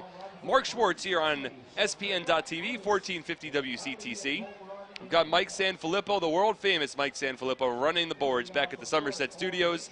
We've got Chris Drabick, Jonathan Denica, and we have Marty Keating running the SPN broadcast in the broadcast booth right next to me. Carlos Guzman leads off the bottom of the 4th. Heart of the order due up for the Patriots. Guzman, Minikazi, and Kyle Roller, all working against Steve Janis in his 4th inning. First pitch swinging is Guzman. He fouls it off down the third base line. That'll get out of play. No balls and a strike. Janis at 46 pitches through his first 3 innings, whereas the Patriots and Mitch Atkins at 42 pitches through 4. So Atkins has been very strong on the mound for Somerset. The lone blemish, a triple from Isaiah Tejeda, and then a sacrifice fly from the next batter, Luis Cruz, coming back in the 2nd inning. 0-1 to Guzman, ripped into center field. Carlos Guzman with a base hit. Just the 2nd hit of the ballgame for Somerset, but a leadoff base runner aboard here in the bottom of the 4th inning. Guzman drew a walk back in the 1st, and here he has a base hit, so he's been on base 2 times. And that'll bring Mark Minikazi to the plate. A light drizzle starting to fall here at TD Bank Ballpark. Nothing too serious, but some fans who brought umbrellas out with them tonight have opened up a couple of them, scattered around the field. Again, it's nothing too serious, and we're not expecting anything too bad, as the fastball here to Minikazi misses inside. 1 ball, no strikes. Looking at the radar system going into the evening, the thought was that once we got past that 7 o'clock to 8 o'clock time frame, that we would be good. But there are some scattered systems that are currently hovering around our general area. Such is the case sometimes during the summer when you have these thunderstorms. They sort of separate, they break up, and then there's these little scattered pockets that can collect. Minikazi grounds this over to short, could be two. Franco to Casilla onto first in time for a 6-4-3 double play. So after Guzman got aboard with a base hit to begin the inning, he is erased from the base paths on the double play ground out from Mark Minikazi. So 2 out, nobody on now in the bottom of the fourth for Kyle Roller. Patriots first baseman, a .296 batter, 1 home run, and 4 runs batted in. Went 0 for 1, or is 0 for 1 so far today, fouled out to the third baseman Trienfeld back in the second inning. First pitch to Roller, in there for a called strike, 0-1. A bit of a shift on for the York Revolution. Their second baseman, Alexi Casilla, plays along the outfield grass towards right field. The 0-1 here to Roller. Misses outside. 1 ball and 1 strike. The shortstop, Angel Franco. He's shaded towards the second base bag. He's still to the left of second base if you're looking at it from behind home plate, but still certainly shaded over. The 1-1 to Roller, lined into the leaping glove of Franco. He was positioned perfectly. If he doesn't jump up to make that catch, that ball is a double. Instead, Roller's retired, and that retires the side. No runs, 1 hit, no errors, and nobody left on base. York leads 1-0 on SPN.TV, 1450 WCTC, and WCTCAM.com.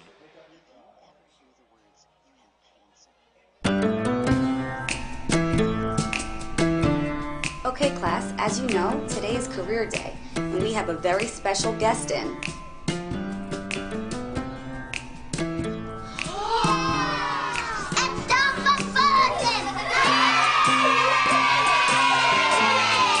View a full inventory of new Ford cars and trucks online at Fullerton.com. Wet wipe? Looking for incredible savings and selection on leading brands of furniture and bedding? Visit Flemington Department Store. Family owned and operated for over 50 years. Our 2-acre showroom features the brands you want, all at exceptional values. Flemington's highly trained furniture experts are not on commission, so you can experience a pressure-free and informative shopping experience. Come explore the best-kept secret in New Jersey at the Flemington Department Store on Route 31 in Flemington.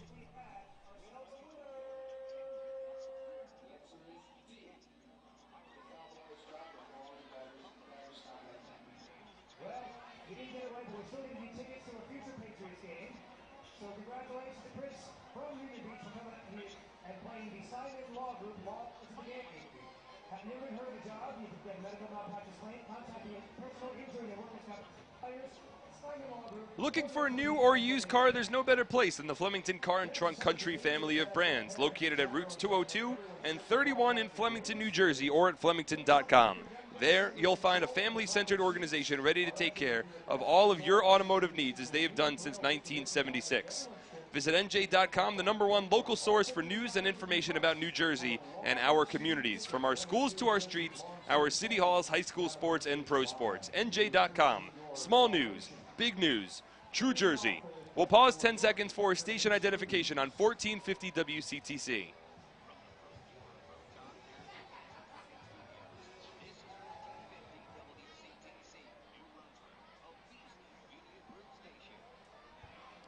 It's the top of the 5th inning from TD Bank Ballpark. Mitch Atkins back on the mound. He has thrown just 42 pitches through the first 4 innings. He's looked very strong. First pitch swinging here is Luis Cruz. He pops it up behind home plate, overs Jovan Gonzalez. He finds it and makes the catch for the first out. Cruz swung at the first pitch he saw back in his first at-bat in the second inning. Here he fouls up the first pitch from Mitch Atkins.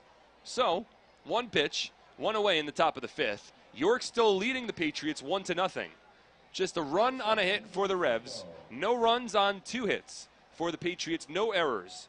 We had a very clean ball game last night, and so far tonight's ball game is traveling in that same trajectory. First pitch here to Angel Franco is in there for a called strike. He was taking all the way. He bluffed a bunt, but certainly taking there. An 0-1 count. Franco struck out swinging in his first at-bat. 0-1 here and there for a called strike, 0-2. 3 strikeouts so far for Mitch Atkins, who entered with 51 strikeouts on the season, 7th most in the Atlantic League. His teammate David Kubiak ranks 4th. Breaking ball here in the dirt. 1 ball and 2 strikes. Atkins looking to bounce back after a tough outing. His last time out against the New Britain Bees. It came last Sunday on getaway day between the Patriots and the Bees over at New Britain Stadium. The 1-2 here from Mitch. Just misses outside. 2 balls and 2 strikes. In that start, Atkins only worked 3 innings in which he allowed 3 runs on 6 hits, 3 walks, and 3 strikeouts. It was a bit of a flat beginning to the game for the Patriots as Franco chops this one foul to stay alive. Count still 2-2. Even talking with Brett Jody after that game on Sunday, he mentioned that he was, he had some nice words for some of his dugout as the Patriots really stumbled out of the gate against the Bees and were trailing 3-0 early. 2-2 here to Franco, grounded over to second. Long hop fielded by Bortnick, takes his time, throws on to first for the second out. So 2 out, nobody on in the top of the 5th. Patriots trailing 1-0, and that'll bring Derek Robinson to the plate. But in that start for Mitch Atkins, he was pulled after 3 innings. His pitch count was high, and it was an important game. At the time, the Bluefish were only a game and a half behind the Somerset Patriots for first place, and Atkins was struggling on the mound. He threw 66 pitches through 3 innings, but was eventually taken out of the ballgame after that third. Into the game came Logan Darnell as the first pitch here is a fastball in there for a called strike, 0-1. Darnell pitched really well after coming in for relief of Atkins. Tossed 3 scoreless innings. Breaking ball here to Robinson, misses low. 1 ball and 1 strike. Darnell had to work himself in and out of jams. He had 2 runners on in the 4th, and he had a runner on in the 2 runners on again in the 6th. But he kept that game scoreless, and after that, the Patriots were able to eventually mount a comeback as Robinson grounds this one foul. 1 ball and 2 strikes.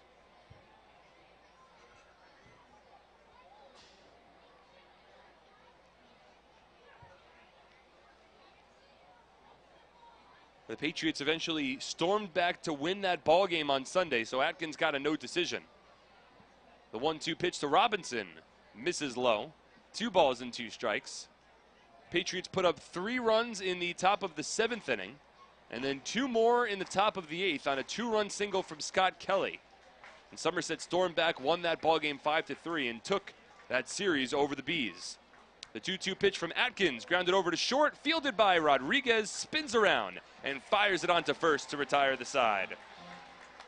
A 1-2-3 inning for Mitch Atkins, but the Patriots still trail by 1 as we move to the bottom of the 5th on SPN.TV, 1450 WCTC and WCTCAM.com. Hi, Somerset Patriots fans. I'm Joe Bodner of Bodner's Auction Sales. Please join me here on August 6th to get great things autographed and signed for Operation Shoebox, such as this jersey. So come on, I'm going to get it signed. Guys, sign Joe. Guys, sign Joe. Hey, guys, sign Joe. Guys, sign Joe. Hey, we got to sign Joe. No. The jersey. Oh, jersey. I can write real big, right? Yes. Okay.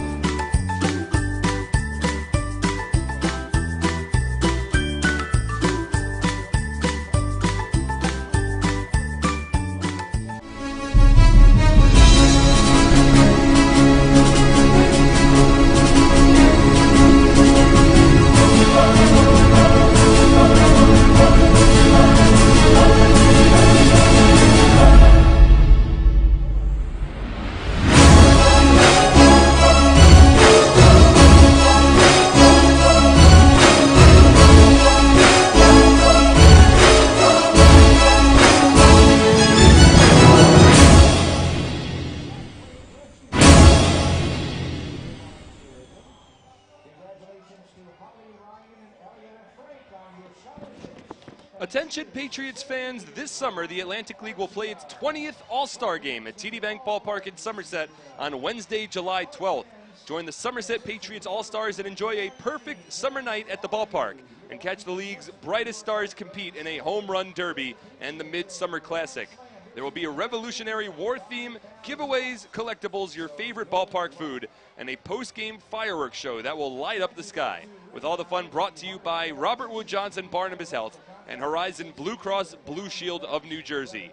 Get your tickets today at SomersetPatriots.com. Bottom of the 5th inning from TD Bank Ballpark, where the All-Star Game will be hosted. It's a 1-0 Revolution lead over the Patriots. A sacrifice fly from Luis Cruz back in the top of the 2nd inning has provided the difference so far. Just 1 run on 1 hit for the Revs. No runs on 2 hits for the Somerset Patriots. Steve Janis and Mitch Atkins going back and forth in a pitcher's duel. First pitch here to Yovan Gonzalez, a fastball at the knees for a called strike, 0-1. So here in the bottom of the 5th, it'll be Gonzalez, Bortnick, and Pacioli. 6, 7, 8 batters for Somerset. The 0-1 from Janis. Misses low, well low, about 5 feet short of home plate. 1 ball and 1 strike. So Janis has been pitching a very strong game so far for the Revs. He's at just 53 pitches through 4 innings. He's really cut down his pitch count as of late. The 1-1 here to Gonzalez misses outside, 2-1. He threw an 11-pitch 3rd inning and then just a 7-pitch 4th inning to stand at 53 pitches. The 2-1 to Yovan. Grounded foul down the 3rd base line, 2-2. Again, Janis entered tonight's ballgame with a 5.19 earned run average in 10 appearances. The last time out, he was roughed up, allowed 6 runs, all earned on 5 hits and 5 walks in just 4 2/3 innings against the Lancaster Barnstormers. The 2-2 here to Gonzalez is grounded into the Revolution dugout, foul down the 3rd base line. The count holds at 2 balls and 2 strikes. Janis has had a couple of nice starts. I mean, one of his better starts this year came against the Patriots back on April 28th. Gonzalez here skies 1 foul down the right field line. Count stays at 2 balls and 2 strikes. There's really only been a couple of really poor outings for Janis that have hurt his earned run average. He allowed 8 runs on 11 hits and 3 1/3 against the Ducks back on May 3rd, and his last time out was a tough one as well. 2-2 here to Yovan, misses outside, 3 balls and 2 strikes. Janis is 6'5", 210-pound righty from Marietta, Georgia. Well, he's from Georgia. I don't know this for a fact, but I'm going to assume that means that he was an Atlanta Braves fan. The 3-2 here to Gonzalez, grounded over to short. Backhanded pick by Franco is thrown on to first in time for the first out. So 1 out, nobody on. Patriots trailing by a run in the bottom of the 5th. Tyler Bortnick will step in. Gonzalez is 0 for 2 so far today. But the reason I bring up Janis potentially being a Braves fan, because that is where he began his professional career. Played his college ball at Kennesaw State, which is located in Georgia, and then was selected by the Atlanta Braves in the 6th round of the 2013 draft. This is still a pretty young dude. He's younger than I am. A 1992 birthday. First pitch to Bortnick, misses inside. 1 ball and no strikes. So he's still, at the early stages of his professional career. But after being drafted by the Braves, as this one comes inside and hits Bortnick. Fastball rode inside. It hit some of the extra jersey for Bortnick, so he's fine, but he'll take first base. Patriots with a 1-out base runner on a hit batsman, the first one of the ball game. That'll bring Justin Pacioli to the plate. This could be a situation where the Patriots might want to play small ball, considering Pacioli's speed. But for Steve Janis, he only spent 4 seasons in the Atlanta Braves organization after being a Georgia guy his entire life, including last year splitting time between AA Mississippi and AAA Gwinnett. He throws over to first, and Bortnick dives back in safely here. Janis began his career as a starting pitcher in the Braves organization, really all the way through 2015. was used primarily as a starting pitcher, almost exclusively as a starter, as he throws over again. But in 2016, the Braves tried to convert him into a relief pitcher, and he had a good amount of success. 3-2 with a 3.31 ERA at the AAA level last year. 3-2 with a 1.89 ERA at the AA level, as once again he throws over. Tyler Bortnick leads off of first. He has 7 stolen bases on the season, but he has not stolen a base in his last 18 games. First pitch to Pacioli, misses upstairs, 1-0. The last stolen base for Tyler Bortnick came all the way back on May 23rd. Bortnick got off to a hot start along the base paths to begin his season, but has slowed down considerably, at least in terms of stolen base attempts. But Janis will throw over again. Bortnick's an important run here with 1 out in the bottom of the 5th inning. The Patriots are trailing 1-0. So Tyler Bortnick represents the tying run, as we're 2 outs away from making this game official. Janis from the stretch. Bortnick takes off, and Pacioli fists this one foul over the backstop. So Bortnick looking to take off there. Again, he has not stolen a base since May 23rd. And now it's a 1-1 count to the right-handed hitting Pacioli. But back to Janis. Last year, overall, he made 44 appearances in the Braves organization, 43 as a reliever, just 1 as a starter. But he was released after the 2016 season. The Revolution picked him up, and he has turned himself back into a starter. But here the fastball to Pacioli gets away from Luis Cruz, and it rolls all the way to the backstop. And Tyler Bortnick advances over to second. So that works just as well as a stolen base. A hit batsman and a wild pitch has put Tyler Bortnick in scoring position for the Somerset Patriots here, with 1 out in the bottom of the 5th inning. And Justin Pacioli looking for his first RBI since June 4th. It's been 8 games since Pacioli has had an RBI. The 2-1 pitch, grounded softly back to Janis. He fields. Bortnick was caught. He dives back towards second, and a high throw to first, but the tag applied by Isaiah Tejeda on Justin Pacioli. And out to the first base bag will come Brett Jody to argue. It was a high throw from Janis. Pacioli runs as well as anybody on this Patriots team. Tejeda had to come off the base to make the catch. He then applied the tag on the back of Pacioli, which would lead some people to believe, well, if it was on the back of his jersey, that would have meant that Pacioli had already passed Tejeda and that he would have then been safe at first. It's a quick conversation between the first base umpire, Dave Speranza, and Brett Jody. Not much of an argument, just more of a conversation. So an eventful 1-3 put out there for Pacioli. He's 0 for 2 today. Now 2 out with a runner at second for Alfredo Rodriguez. Rodriguez has just 1 of 2 hits for the Somerset Patriots so far. Ground ball up the middle, back in the 3rd. It's Bortnick leading off of second base here. First pitch to Rodriguez, misses outside, 1-0. Rodriguez looking to make a bid for more playing time, but there's not a lot available, especially considering the Patriots have recently made another transaction. Christian Marrero was announced as a signing yesterday. He has been activated today. He is available to play in tonight's ball game. Currently hanging over the dugout railings down the first base side as this ball is grounded at Janis. It deflects off of his foot, rolls right to the first baseman Tejeda. He steps on the bag, and that retires the side. A fortuitous bounce for the Revs, and they stay in front 1-0 on SPN.TV, 1450 WCTC, and WCTCAM.com. What's better than winning Dealer Rater's Dealer of the Year award? Winning it back-to-back. That's right. Flemington Car and Truck Country is New Jersey's Dealer Rater Dealer of the Year 2 years in a row. So thank you to our customers for putting us on top again. Visit DealerRater.com to read our reviews. Over 1 million satisfied customers can't be wrong. 17 brands, 6,000 vehicles in one location. Flemington Car and Truck Country family of dealerships. Proud to be the better way to buy.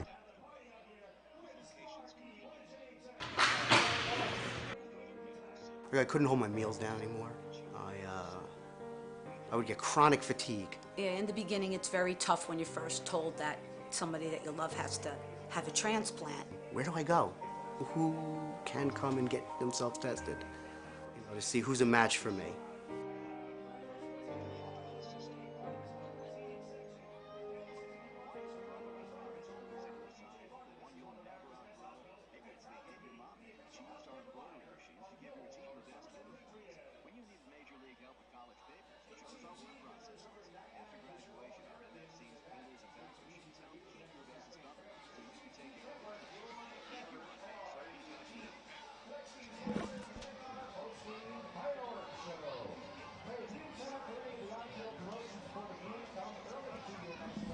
HealthQuest is a premier health and fitness club conveniently located on Route 31 North in Flemington. Open 7 days a week to serve Hunterdon County and Central New Jersey. HealthQuest provides high-quality family fitness, wellness, athletic opportunities in an optimal, educational, friendly, and entertaining environment, utilizing state-of-the-art facilities available to the entire community.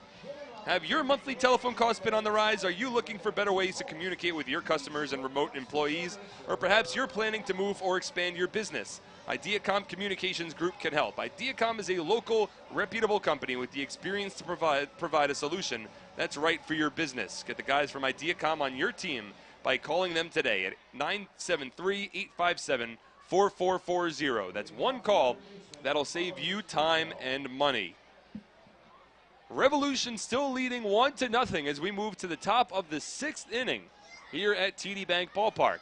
Mitch Atkins back on the mound. He has been almost as good as you can ask for. As the first pitch here to Carlos Trienfeld in for a called strike 0-1. Atkins is at 54 pitches through 5 innings. He has retired the last 12 batters that he has faced and has only allowed 1 base runner today. Trienfeld swings through the fastball and falls behind 0-2. The Revolution have brought just 1 over the minimum to the plate through the first 5 innings.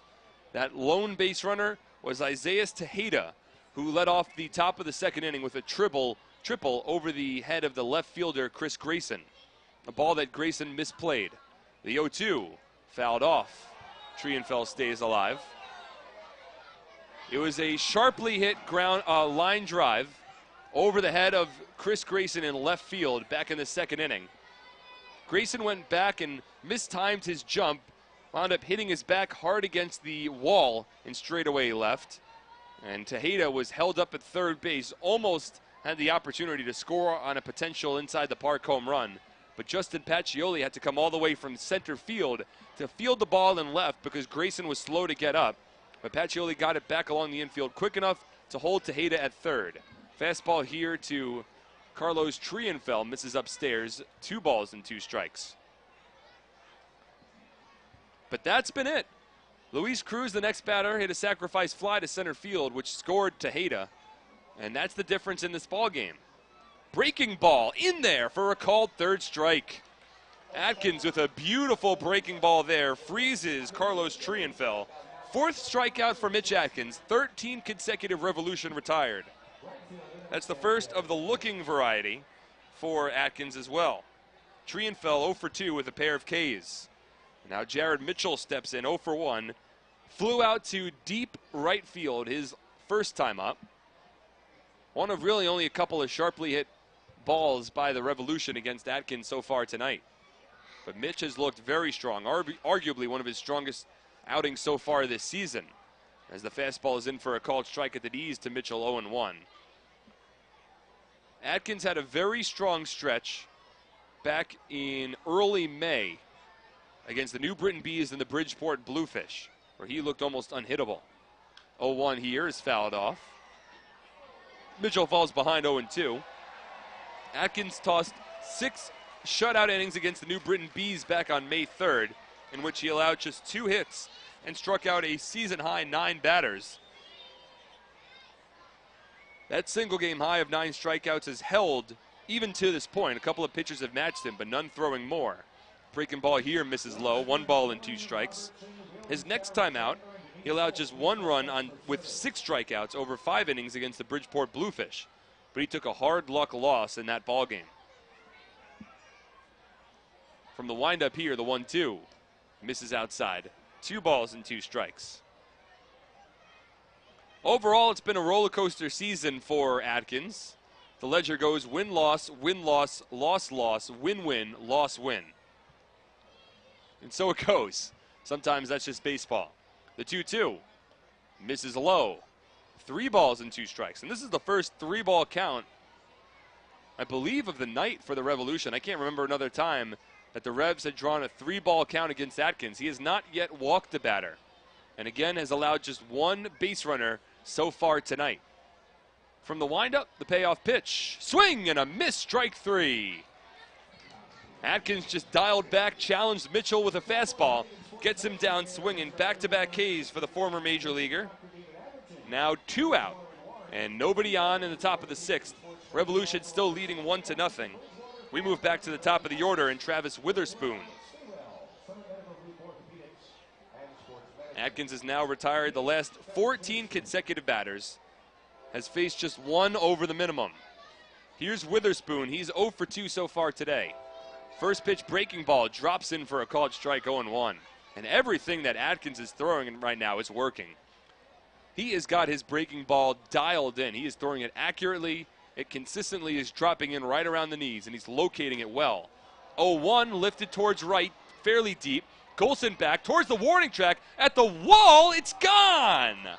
An opposite field solo home run for Travis Witherspoon. That ball did not look like it was going to be a home run off the bat, but it kept carrying. It just got over the fence in right field.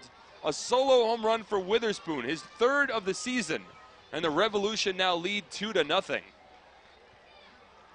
Boy, that caught me by surprise, and I'm sure it caught a lot of Patriots fans in attendance by surprise as well. Looked like that jammed him. And it just looked like it was a regular fly ball, but Golson kept tracking back and back, and it just got over the fence. As the pitch here to Alonzo Harris is fouled off, 0-1. So that's just the 2nd hit allowed by Mitch Atkins today. The 2 hits have been, 1 was a triple and 1 was a home run. And that breaks up a stretch of 14 consecutive batters retired. 0-1 misses inside, 1 ball and 1 strike. So Travis Witherspoon, the designated hitter for the Revolution today. He goes deep. That doubles the Revs' lead. Gives them some insurance runs. As Alonzo Harris drops a drag bunt down, it's fielded by Atkins, a quick toss onto roller, and that retires the side. But the Revolution double their lead on a Witherspoon home run. It's 2-0 York as we move to the bottom of the 6th on 1450 WCTC and WCTCAM.com.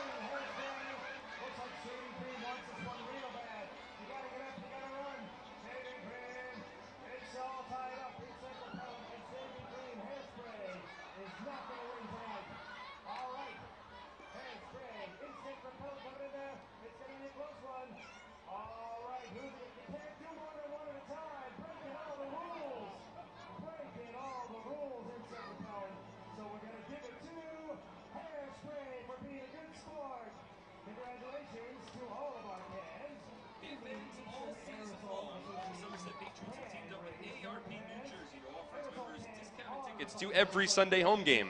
Just mention the code PATRIOTS3 and that you're an AARP member to get a buy one, get one free ticket discount to any Sunday home game.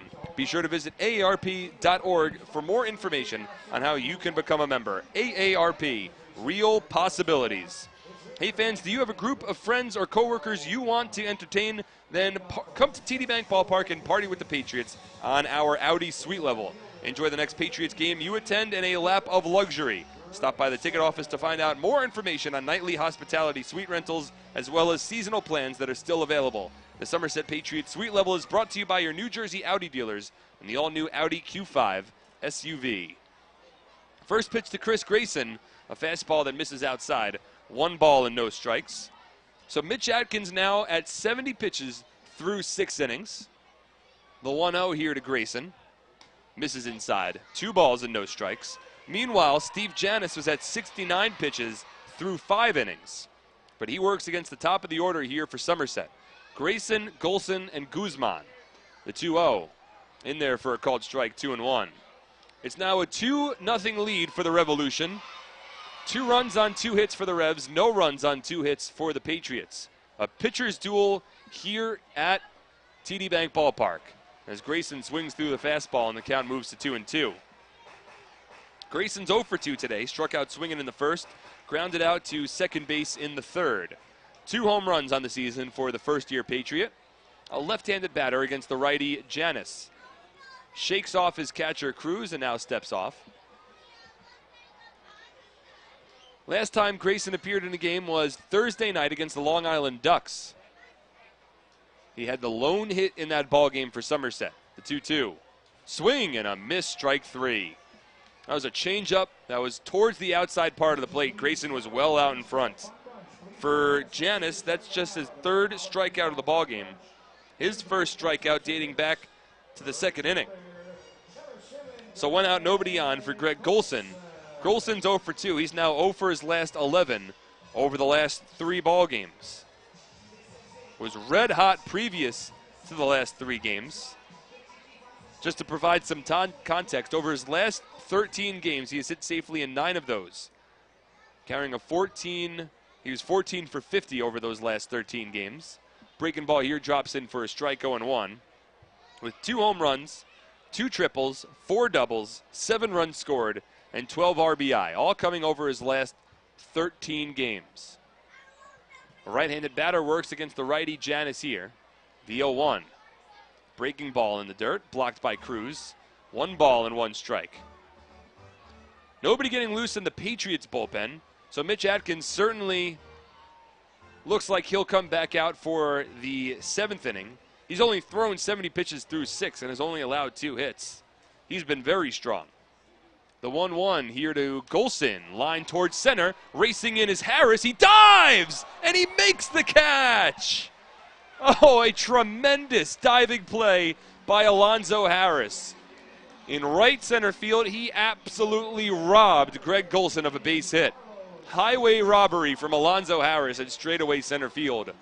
One of the finest defensive plays we've seen so far this season. That was full extension, diving towards really the first base bag with his body angled. He lost his hat, but he did not lose the ball. He made the catch. So 2 out, nobody on in the bottom of the 6th. And now Carlos Guzman stepping in. Guzman has not been retired yet. He's been on base 2 times. First pitch from Janis, misses inside. 1 ball and 1 ball and no strikes. So Golson robbed of a base hit on a beautiful diving play by Alonzo Harris. The 1-0 here to Guzman. Misses upstairs. 2 balls and no strikes. The outfield has a pretty nice shift against Carlos. The center fielder Alonzo Harris is playing shaded well to right center field, so there's a big gap in left center. The 2-0 to Guzman. Grounded over to short. Long hop fielded by Franco. He knocked it down, collected, and fired onto first in time to beat Guzman and retire the side. So another 1-2-3 inning for Steve Janis. And the Revs lead 2-0 through 6 on 1450 WCTC and WCTCAM.com.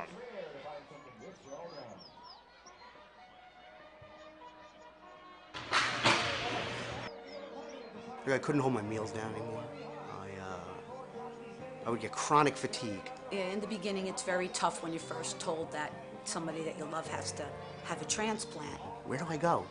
Who can come and get themselves tested? You know, to see who's a match for me.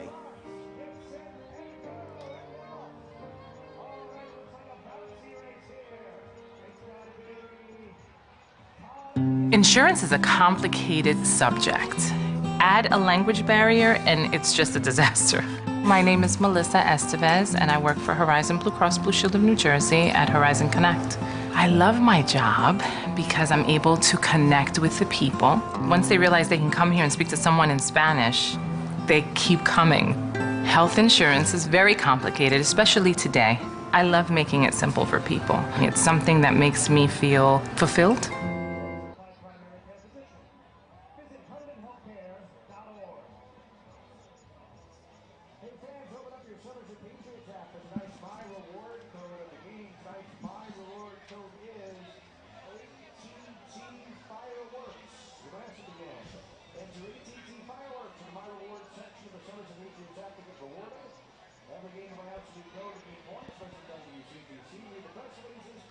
Looking for a great deal on a car? You'll score big savings at your Tri-State Ford dealer, proud sponsor of Somerset Patriots baseball. Visit tristateford.com for more information today. At Supercuts, details matter. That's why they end every haircut with the signature hot towel finish, so you'll leave feeling fresh, clean, and ready to go. The stylists pay attention to every detail, so you'll always get the haircut you want. And with the signature hot towel finish, you'll feel clean, sharp, and not just ready, but super ready. Supercuts. Get your haircut at Supercuts. It's the top of the 7th inning here at TD Bank Ballpark. Mark Schwartz on SPN.TV, 1450 WCTC. Mike Sanfilippo running the boards back at the Somerset Studios for CTC. And we have our SPN.TV crew in attendance tonight as the first pitch to Alexi Casilla misses upstairs 1-0. Chris Drabick, Jonathan Danica, and we have also making his SPN debut, Marty Keating. Fastball here, misses upstairs, 2 balls and no strikes. So Mitch Atkins back out for his 7th inning at just 70 pitches through 6. Had retired 14 consecutive batters until Travis Witherspoon's solo home run with 2 out in the top of the 6th inning. As Casilla fouls this one off 2-1. Only 2 hits today for the Revs. Isaiah Tejeda's triple in the 2nd and Witherspoon's home run in the 6th. Just 2 hits also for the Patriots. Steve Janis has shut down Somerset. The 2-1 lined into left center field. That's going to drop in. Ranging over is Chris Grayson. He cuts it off. Rounding first is Casilla. He heads for second. Here comes the throw. And the tag is not applied by Bortnick in time. Alexi Casilla with a leadoff double here in the top of the 7th. So Casilla gets on base. It's his first hit of the ball game. That'll give us an opportunity to talk a little bit more about Alexi Casilla as Isaiah Tejeda will step in. He's 1 for 2. Casilla, this is the first time that the Patriots are seeing him this season. He's just 12 of 32 in 10 games with the Revs so far, but he is a 9-year Major League veteran. Spent the majority of his time in the Minnesota Twins organization at the Major League level, 2006 through 2012 with the Minnesota Twins. Atkins from the stretch here. First pitch swinging is Tejeda. He fouls off the fastball 0-1. Casilla spent the last couple of years in the Baltimore Orioles organization. Appeared in the major leagues in 2013 with the Orioles and again in 2014, but he only played in 1 game with the Orioles in 2014, and that was his last sniff at the majors. The 0-1 misses inside. 1 ball and 1 strike. But the name Alexi Casilla will always go down with fond memories for the most part for Minnesota Twin fans. Go back to 2009, where Casilla certainly made a name for himself with the Minnesota faithful. The 1-1 here from Atkins. Inside corner, despite Tejeda jumping out of the way, and the count is 1-2. Back in 2009, it was Alexi Casilla who hit a walk-off game-winning single to right field in the 12th inning against the Chicago White Sox in an AL Central tiebreaker game. That won the division for the Twins. The 1-2 here is a breaking ball that misses outside. 2 balls and 2 strikes. In that 2009 game, it sent the Twins to the playoffs, so it was played as a home game at the Metrodome as well, which is no longer their ballpark. They've got Target Field over there, and the Vikings no longer play at the Metrodome either. But Just to provide some context, Carlos Gomez was the winning run in that ball game as Tejeda grounds it over to third sharply, but fielded by Guzman. He holds the runner at second and completes the put out to first. A nice play by Carlos Guzman. That's only his second chance so far tonight. Guzman making just his second start of the season over at third. But a fine play there. That holds Casilla. And now Luis Cruz will step in. So Casilla in 2012 in the 12th inning clinched the AL Central for the Minnesota Twins. So I imagine that when Twins look back at the name Alexi Casilla, that'll be one of the first things that come to their mind. But now Casilla playing in the Atlantic League. He's 1 for 3 today, leads off of second. Luis Cruz at the plate. First pitch from Mitch Atkins, a fastball that misses inside. 1 ball and no strikes. Cruz had a sacrifice fly back in the second inning. After Tejeda's triple, that opened up the scoring, gave the Revs a 1-0 lead. That score held until Witherspoon's home run in the 6th. It's a 2-0 Revs lead with 1 out and a runner at second here in the top of the 7th. It's a 1-1 count now to Cruz, playing in just his 13th game of the year in a Revolution uniform. It's turned into a beautiful night for baseball here at TD Bank Ballpark. Atkins from the stretch, the 1-1, misses inside. 2 balls and 1 strike. There was some threat of rain. It was raining through most of the day today. We had the tarp on the field, but we have not had the tarp yet today. There was a brief passing drizzle that we felt, I don't know, maybe about 15, 20 minutes ago, but that has since subsided. The 2-1 here is skied down the right field line. Coming over is Greg Golson. He will not get there in time. It lands near the Truon Associates lawn seating area, and that runs the count even at 2 balls and 2 strikes. There is still some rain in the general area, so it doesn't look like we're completely out of the woods just yet. But this is an official ball game with 1 out in the top of the 7th inning, and the Revolution leading 2-0. Casilla off of second. It's Luis Cruz at the plate. He works against Mitch Atkins on the mound. Checks the runner at second, the 2-2 pitch. In there for a called third strike. Fastball paints the black on the inside corner. Cruz disagrees. He has a couple of words with home plate umpire Brian Miller and slowly walks back to the Revolution dugout. So 2 out and a runner at second in the top of the 7th. Atkins trying to work his way through the 7th inning for the first time this season. He went 6 2/3 here at TD Bank Ballpark against the Bridgeport Bluefish 2 starts ago. A game that he earned a no decision. The Patriots lost that ball game 5-3. First pitch swinging is Franco. Over to short, fielded by Rodriguez. The throw to first in time, and that retires the side.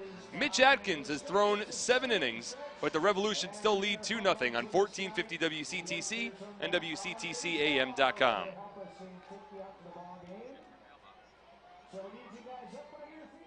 What's better than winning Dealer Rater's Dealer of the Year award? Winning it back-to-back. That's right. Flemington Car and Truck Country is New Jersey's Dealer Rater Dealer of the Year 2 years in a row. So thank you to our customers for putting us on top again. Visit DealerRater.com to read our reviews. Over 1 million satisfied customers can't be wrong. 17 brands, 6,000 vehicles in one location. Flemington Car and Truck Country family of dealerships. Proud to be the better way to buy.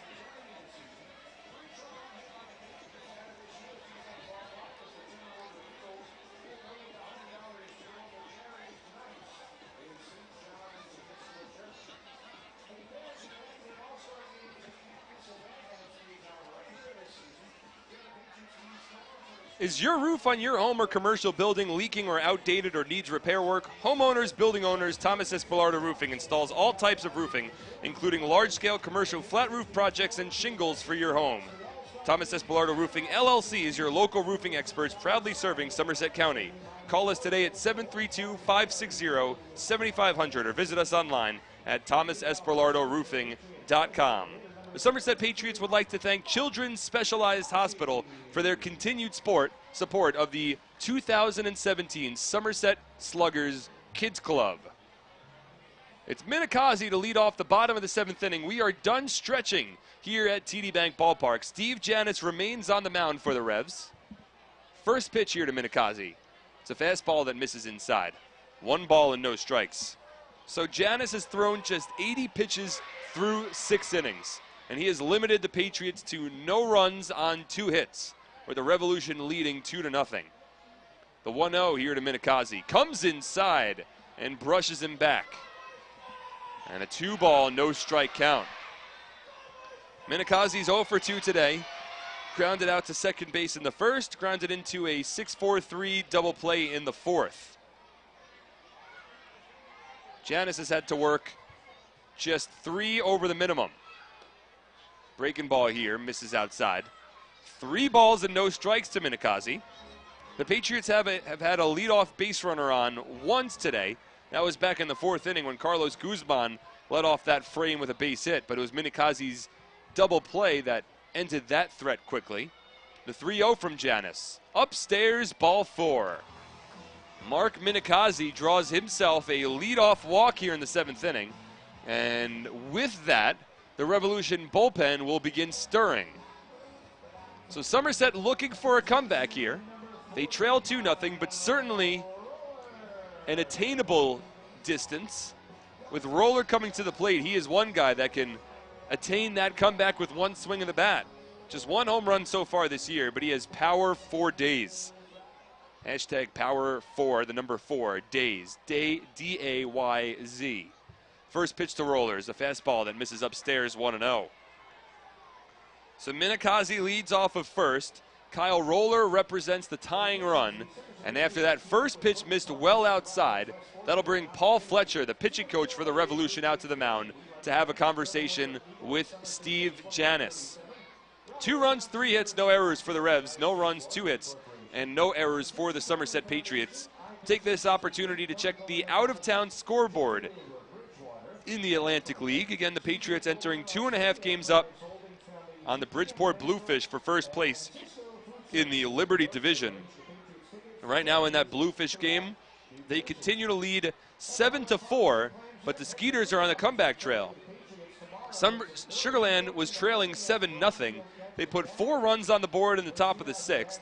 Right now they have a runner at first base with 1 out in the top of the 9th inning. So the Bluefish still holding on to a 3-run lead. David Carpenter's on the mound. He has been lights out for the Bluefish this season. The 1-0 to Roller, swing and a miss, 1-1. Carpenter leads the Atlantic League in saves on the year. He has a 1.16 earned run average. So certainly a tough task for Sugarland. It would be a big win for Bridgeport if they could hold on, especially considering the Patriots right now are trailing 2-0 to the Revolution. The 1-1 to Roller. Breaking ball misses low. A slow breaking ball there from Steve Janis, but a nice block made by Luis Cruz. That holds Minikazi at first. There's now 2 out in that Skeeters Bluefish game, so Bridgeport on the verge of winning, but right now it's the Lancaster Barnstormers that are leading the Long Island Ducks 10-0 in the bottom of the 6th inning at Clipper Magazine Stadium. So the Ducks are certainly struggling. The 2-1 to Roller misses inside. 3 balls and 1 strike. So if the Ducks fall today, they're already 6 games behind Somerset for first place. And Long Island's running out of time to make some noise here in the first half of the season. Roller asks for time. It's granted to him by Brian Miller. But Steve Janis on the mound, he's struggling a bit now. He walked the first batter, Minikazi, on 4 pitches. He's behind 3-1 to Roller. The pitch here misses outside, ball 4. Back-to-back walks allowed by Steve Janis in the bottom of the 7th inning. And the Patriots now with the tying run aboard and the go-ahead run coming to the plate but that will bring Mark Mason, the longtime manager for the York Revolution, out to the mound, and that'll likely spell the end of the day for Janis. He walks off the mound before Mason even gets to the mound. So his day comes to a close. We'll have a pitching change and take a break. Come back on 1450 WCTC and WCTCAM.com.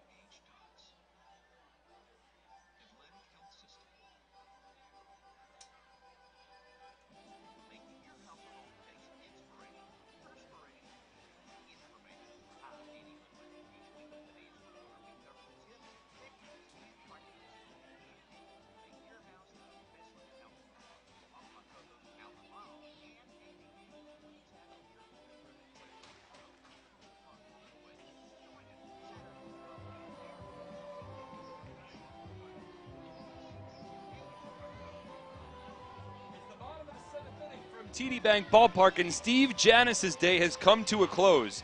He was at 80 pitches through 6 without allowing a run and allowing just 2 hits with 1 walk and 1 hit batsman, but he fails to get an out in the bottom of the 7th inning. He walked Minikazi on 4 pitches.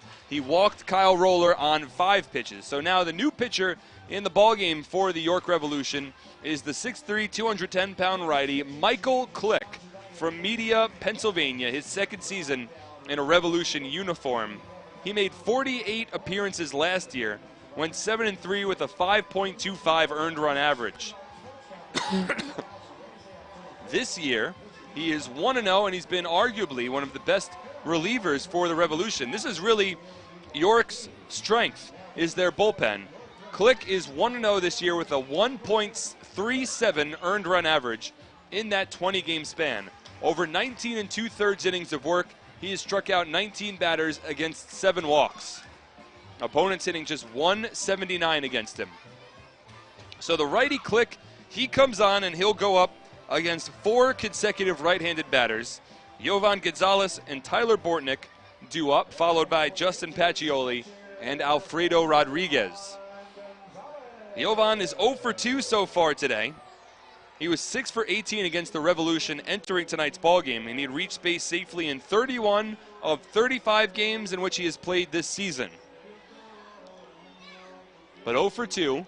Minikazi leads off of second. Kyle Roller off of first. He represents the tying run. See if Gonzalez is asked to drop a bunt down. Corner infielders think he will. They're playing along the grass. Click works from the stretch. Gonzalez squares, and the first pitch bunt attempt is chopped foul down the third base line. So this is where fundamentals play such an important role. Jovan has had such a good season for the Somerset Patriots, but this is a big moment here. Trailing 2-0 in the bottom of the 7th inning on a day that the Bridgeport Bluefish are currently leading the Sugarland Skeeters. So Somerset certainly wants to make this a ball game. In fact, Bridgeport already just won that game. So Bridgeport has won tonight. It's now the Patriots with the pressure. Click from the stretch, the 0-1 to Jovan. Ground ball, bunted right back to the pitcher, Click. He'll throw to second base, and he gets the force out.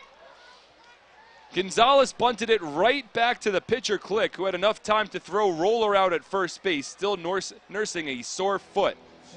So they get the force at second. That takes away the sacrifice bunt for Gonzalez. Instead, it'll be a fielder's choice. Minikazi advances over to third on the play, so the Patriots do have a runner at third base now for the first time tonight. The tying run still aboard. It's Jovan Gonzalez off of first, but now Tyler Bortnick comes to the plate. The double play is in order. There's a brief conversation with the shortstop, Angel Franco, with Freddie DeJesus. I think he was wondering whether that was a base runner interference from Kyle Roller, but it wasn't called. So with one out, runners on the corners for Tyler Bortnick. He represents the go-ahead run at the plate, still looking for his first home run of the year. First pitch from Click. Swung on, fouled off. Down the first base line, out of play, 0-1. It's Minikazi off of third, Gonzalez off of first. One out in the bottom of the 7th inning with a 2-0 York Revolution lead. Just 2 hits so far for the Patriots today. They have had 4 walks and a hit batsman, but only 2 base hits. This is the first time today that the Patriots have had a runner at third. The 0-1 here to Bortnick. Misses upstairs. 1 ball and 1 strike. And the rain begins to softly fall here at TD Bank Ballpark. Nothing of too concern just yet. The tarp crew is not congregating yet down the third base line. So we'll play through this light drizzle for the time being. The 1-1 pitch from Click to Bortnick. Swing and a miss. High fastball. Bortnick couldn't catch up. And it's a 1 ball, 2 strike count. Somerset looking to break through here against the Revolution. Steve Janis left after 6+ innings. He's stranded 2 on base. Click has gotten 1 of them out already, but the Patriots have the tying run at first in Yovan Gonzalez. Justin Pacioli awaits on deck, but Tyler Bortnick, who is 0 for 1 with a hit batsman, he's at the plate right here looking to come through. The 1-2 pitch, grounded softly foul. Cue shot down the first base line. Bortnick will run it out because there was some English on it, but it was clearly foul. It stayed foul. So 1 ball and 2 strikes. Rain starting to fall a little heavier here at TD Bank Ballpark now. We knew that we weren't out of the woods just yet. So a lot of the umbrellas that are in attendance have begun to open up. But we're going to continue to try to play through this because it's not a huge storm cell that's currently on top of us. It should be out of the way relatively shortly. There's another cell that's awaiting right behind it. So we'll see how the grounds crew wants to play this. But the rain's certainly falling at TD Bank Ballpark. Click with a snap throw over to first. He never came set, but he throws on to first. No balk is called. Gonzalez was able to dive back in. Bortnick has reached base safely in 20 of his last 21 games. Recently had a 19-game on-base streak that was ended in Matt Larkin's near no-hit bid on Thursday. The 1-2 pitch. Swung on, blooped foul down the first base line, out of play. Heads towards a couple of umbrellas, takes a bounce and goes back towards the Patriots tunnel, where head groundskeeper Dan Perner gives that ball to a young fan down the first base line. Bortnick asks for a little more pine tar in his bat so he could get a better grip with the rain starting to fall. A little more precipitation here at TD Bank Ballpark. Starting to fall with a little more gusto. It's Michael Click on the mound. Runners on the corners with 1 out and the Patriots trailing by 2.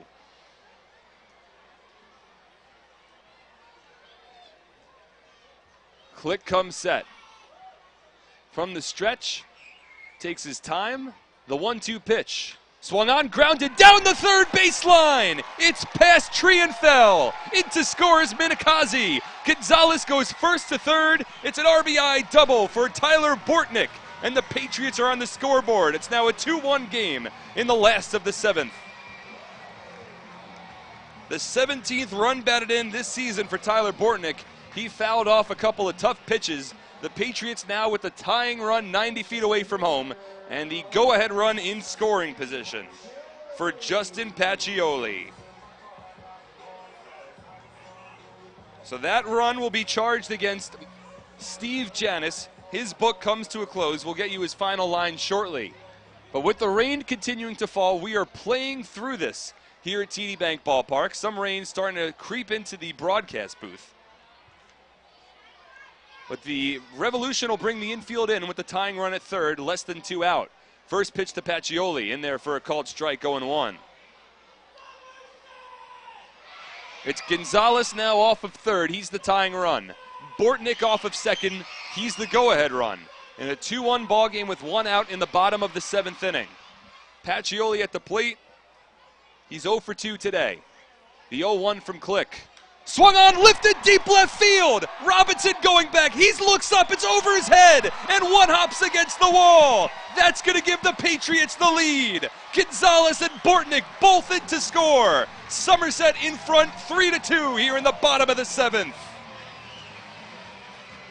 Pacioli ripped that one over the left fielder Robinson's head. 3 runs home for Somerset here in the last of the 7th inning. And they have taken a 3-2 lead over the Revolution. With the rain falling, the runs start coming for Somerset. It's a 3-2 lead, and up to the plate comes Alfredo Rodriguez. Well, with this game now official, the Patriots have taken a lead here in the bottom of the 7th inning, but with them being the home team, if this were to go into any sort of rain delay, that works in favor of Somerset. Pacioli with a huge jump off of second. The throw down to third, not in time. It was a fastball in for a called strike, but Pacioli swipes third base. That's his 18th stolen base of the season, third most in the Atlantic League. A big inning here for Justin Pacioli. A 2-run double has given the Patriots a lead. He then steals third base.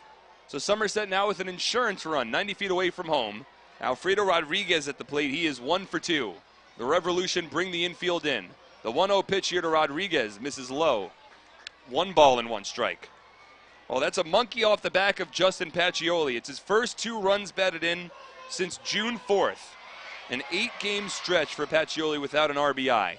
Now with 18 on the season. Click works from the stretch, the 2-0. Swung on, lifted towards right field. That might get a run home. Over is Jared Mitchell. He lines it up, makes the catch. Here comes Pacioli, tagging from third. The throw home, not in time. An excellent throw from Mitchell, but Pacioli scores. A sac fly from Alfredo Rodriguez. It's now a 4-2 Patriots lead. Well, Somerset was held without a run on just 2 hits through the first 6 innings of this ballgame. We took a stretch. We head to the bottom of the 7th inning, and now 4 runs home for Somerset. A big turnaround here for the Patriots. Now holding a 4-2 lead. This will set up the back end of the bullpen for Somerset. The rain continues to fall, a little lighter here. Now 2 out, nobody on. But a sacrifice fly from Alfredo Rodriguez. That's his 9th RBI of the season. And we move back to the top of the order. And Chris Grayson.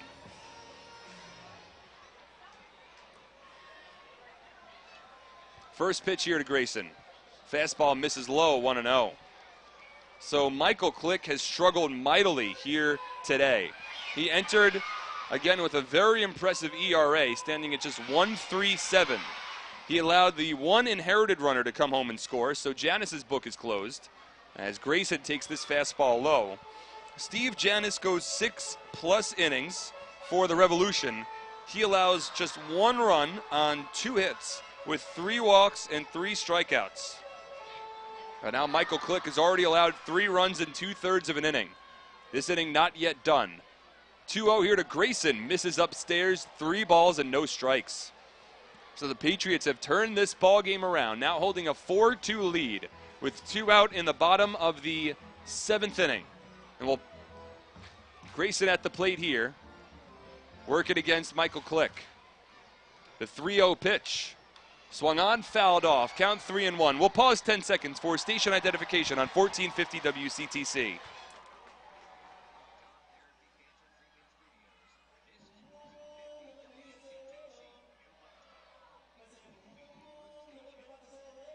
The Patriots with the momentum here. A 4-run bottom of the 7th inning has put Somerset in front 4-2. A 3-1 pitch coming here to Grayson. Inside, ball 4. Chris Grayson draws himself a walk. That's the 3rd walk allowed by York pitching here in the bottom of the 7th inning. That continues this inning and brings Greg Golson to the plate. He's the 8th batter of the frame. First time that Grayson's been on base today. Greg Golson is 0 for 3. But Grayson certainly a threat to potentially steal a base. Just 2 stolen bases in 4 attempts, mainly because he hasn't gotten a lot of playing time this year.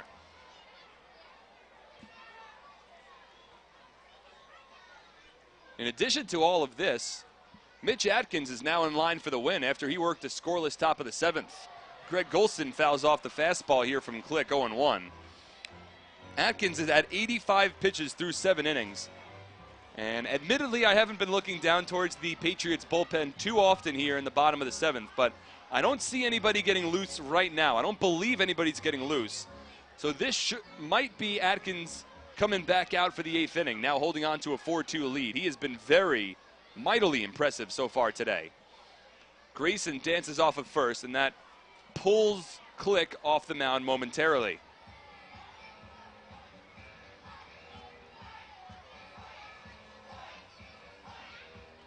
Greg Golson 0 for 3. He is now 0 for his last 12 from the plate. Click from the stretch to the 0-1. Line drive towards right. In comes Mitchell, and he drops the ball! It was going right to him, and he dropped it. Over at third base now is Chris Grayson. He'll hold there. Jared Mitchell just flat out dropped that ball. It was a line drive. He should have made the catch, but he just dropped it. It'll be an E9 against Jared Mitchell. So Grayson over at third, Golson now over at second. The 9th batter of the inning will be Carlos Guzman, but Michael Click might be taken out of this game. Out comes Mark Mason. He'll have a meeting on the mound, and it looks like the Rebs are going to make a pitching change. So Carlos Guzman will enter against a new pitcher, with the Patriots now leading 4-2 in the bottom of the 7th inning on 1450 WCTC and WCTCAM.com.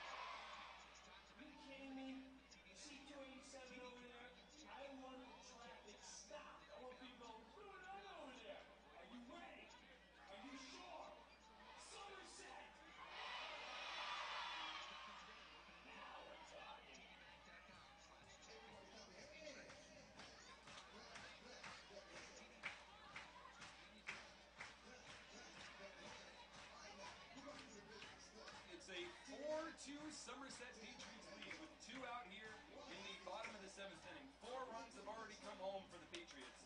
And now the York Revolution are going to bring their 3rd pitcher of the inning onto the mound. Michael Click struggled mightily. He is not helped out by an error from Jared Mitchell. That continues this inning. But the new pitcher now on the mound is Jay Gauss.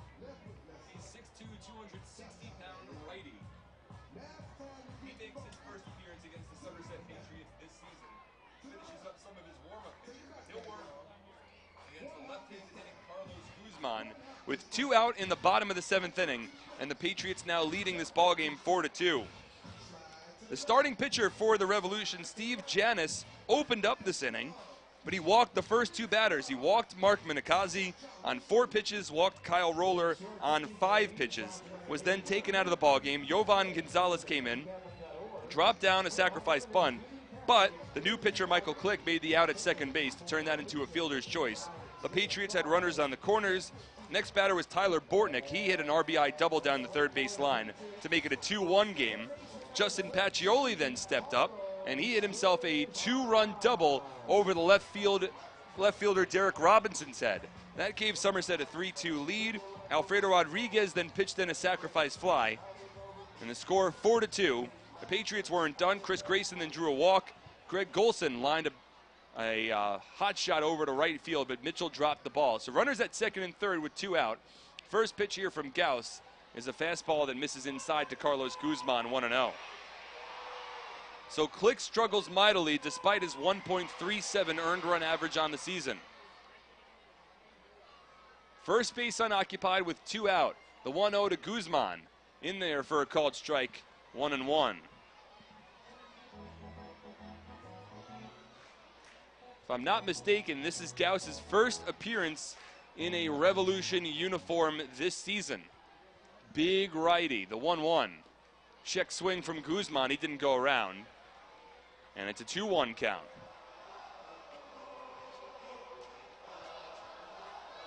It is his first appearance.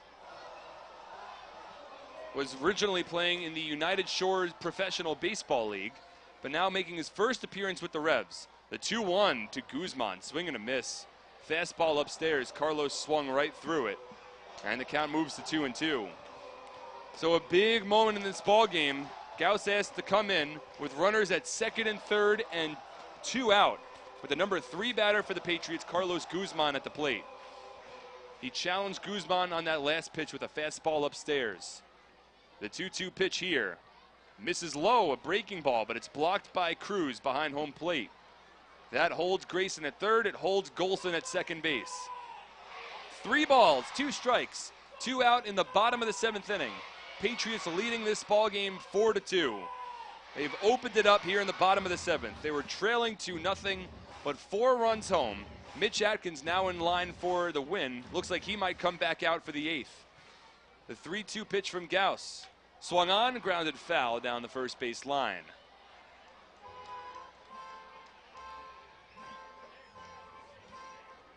We had a brief rain shower here, but it has since subsided. All of the umbrellas have been taken down. And like we mentioned a couple of times throughout the broadcast tonight, really just scattered showers throughout the evening. But we have held strong. This is now an official ball game. The 3-2 to Guzman. Taken low, ball 4. A breaking ball in the dirt. Carlos draws his second walk of the ball game. He's been on base 3 times. The Patriots have now batted around. They will bring Minikazi to the plate. He's the 10th batter of the inning. Now with the bases loaded and 2 out. It's Grayson off of third, Golson off of second, and Guzman off of first. And a big opportunity here for Mark Minikazi. A base hit could potentially open up this ball game for Somerset. The outfield plays straight up. The infield plays back with 2 out. Wind slightly blowing in from center field. First pitch to Minikazi. Swung on, fouled off. Big cut there on a 94-mile-per-hour fastball. And it's an 0-1 count. Gauss is now working from the windup here with the bases loaded. Grayson has good speed off of third, but he's not going to try anything tricky here, despite Gauss working from the windup. The 0-1 to Minikazi. This is low and inside. 1 ball and 1 strike. Again, the Bridgeport Bluefish, they won earlier today. So as of this very second, the Patriots are just 2 up on the Bluefish for first place in the Liberty Division. But Somerset now leading this ball game. The 1-1 misses low and inside. 2 balls and 1 strike. Well, Gauss came in. He walked the first batter he faced in Carlos Guzman, but that was with first base unoccupied. There's no place to put Minikazi here with the bases loaded and 2 out. Minikazi, the 10th batter of the inning. He walked to lead off the bottom of the 7th against Steve Janis. The 2-1.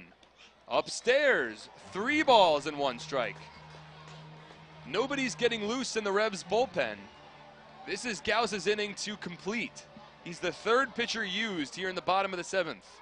Michael Click got 2 outs, but he allowed at least 3 runs. The 3-1 in there for a called strike.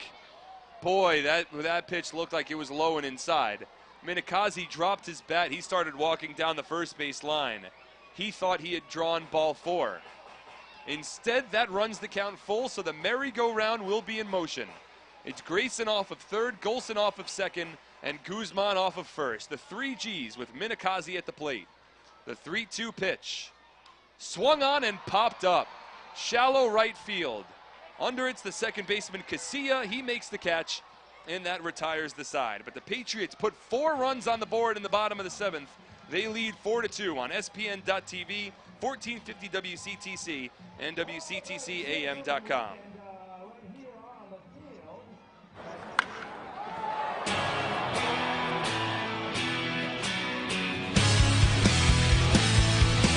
Have a nice day. Have a nice day.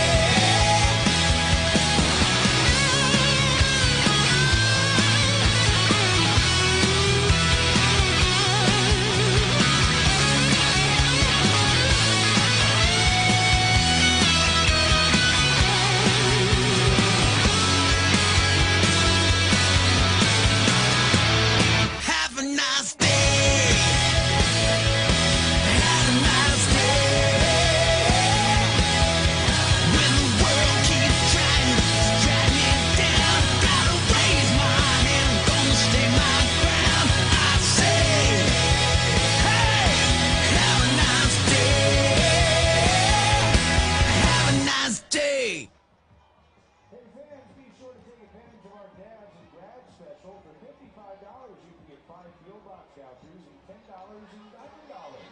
It makes a great gift for a graduate or your dad for Father's Day. You know, if you haven't gotten anything, it's only 2 hours, 43 minutes, and 45 seconds away. Who's got it? That is 5 field box vouchers, $10 to spend on a ballpark. Need to hire technical professionals? Spearhead Staffing is Somerset County's award-winning IT staffing and recruiting company. From software developers to project managers, Spearhead Staffing can provide a customized recruiting approach for your company's needs. Visit them at spearheadstaffing.com. That's spearheadstaffing.com. The Somerset County Education Association supports the public school employees that make your child's education possible. It's now a 4-2 Somerset Patriots lead here as we move to the top of the 8th inning. 4 runs, 4 hits for Somerset, 2 runs on 3 hits, and 1 error for the York Revolution. The Patriots stranded the bases loaded in the bottom of the 7th inning, but they brought 4 runs across the board. Those coming on just 2 hits with 1 error and 3 runners left on base. 10 batters at the plate for the Patriots in the bottom of the 7th. They now lead by 2. Mitch Atkins, he's back on the mound here to work his 8th inning. First time he's gone into the 8th this season. First pitch fastball to Derek Robinson, in for a called strike, 0-1.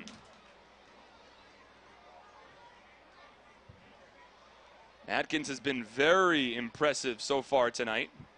Has only allowed 2 runs on 3 hits. Fastball here, in for a called strike, 0-2. The Revolution led 2-0 early. A sac fly from Luis Cruz in the 2nd inning gave the Rebs an early 1-0 lead, and then they increased that lead to 2 on a Travis Witherspoon solo home run in the top of the 6th. 0-2 here to Robinson, swing and a miss, strike 3. That's the 7th strikeout for Mitch Atkins. He was at 85 pitches through 7 innings. He's got his first out here in the top of the 8th, holding a 2-run lead. Now Carlos Trienfeld will step in. He is 0 for 2 with a pair of Ks.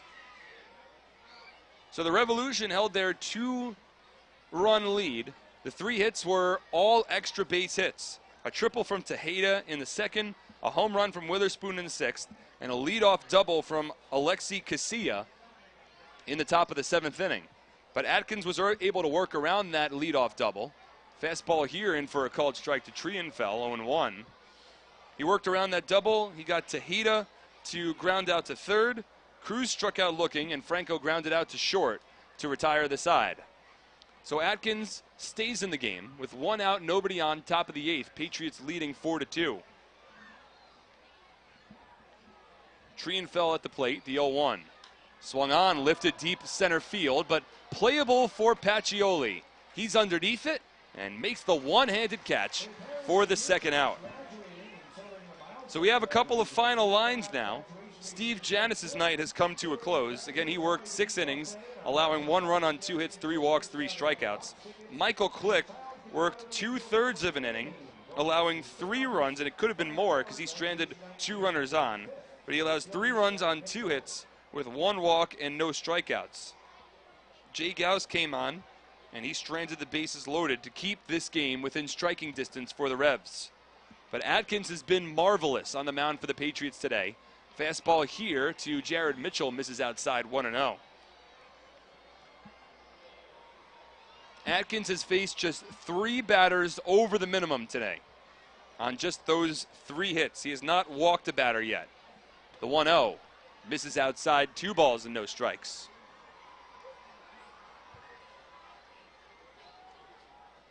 Atkins just now over 90 pitches on the evening. He has thrown 92, about to throw his 93rd. The 2-0 pitch. Fastball misses inside, ball 3. There is a righty getting loose in the Patriots bullpen. That's Ronnie Shaban. So Shaban gets loose. We've seen him pretty often, really, over this homestand. The 3-0. Right down the middle for a called strike, 3-1. Again, Atkins has not walked a batter yet tonight. I would say this is only the 3rd time, I believe, that he has worked a 3-ball count. Stares into Gonzalez, the 3-1 pitch. Swing and a drive, left field but playable. Grayson's underneath, stares up, and he makes the one-handed catch to retire the side. Atkins is at 95 pitches through 8 as the Patriots lead 4-2 on 1450 WCTC and WCTCAM.com.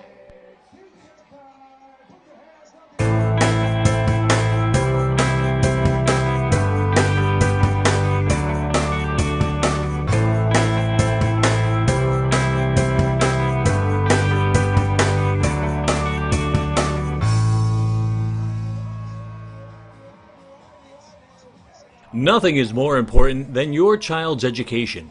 The Somerset County Education Association represents the public school employees that make your child's education possible.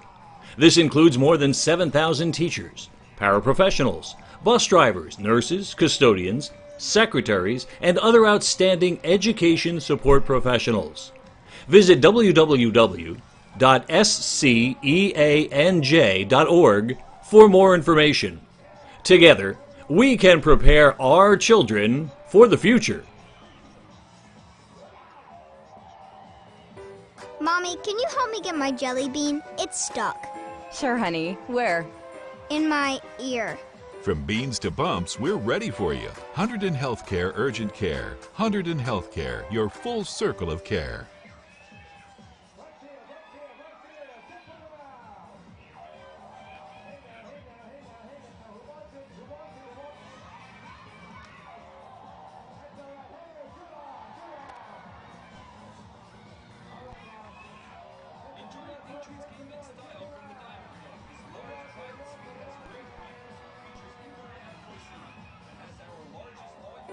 Mommy, can you help me get...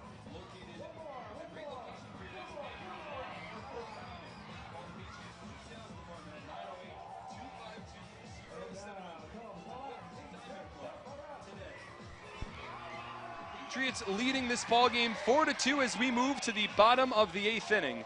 Mitch Atkins has been marvelous on the mound. He is at 95 pitches through 8 innings and has allowed just 2 runs on 3 hits. Ronnie Shaban was getting loose while Atkins was on the mound in the top of the 8th. Shaban is no longer warming up. I didn't get a chance to really see whether Brett Jody signaled to Atkins that his day was over, but he could potentially be in line to be the first Somerset Patriots pitcher this season to toss a 9-inning complete game. We'll see when he comes back out for the, well, when somebody comes out for the bottom of the top of the 9th inning. But right now here for the bottom of the 8th, with the Patriots leading 4-2, they will bring their 5, 6, 7 batters to the plate.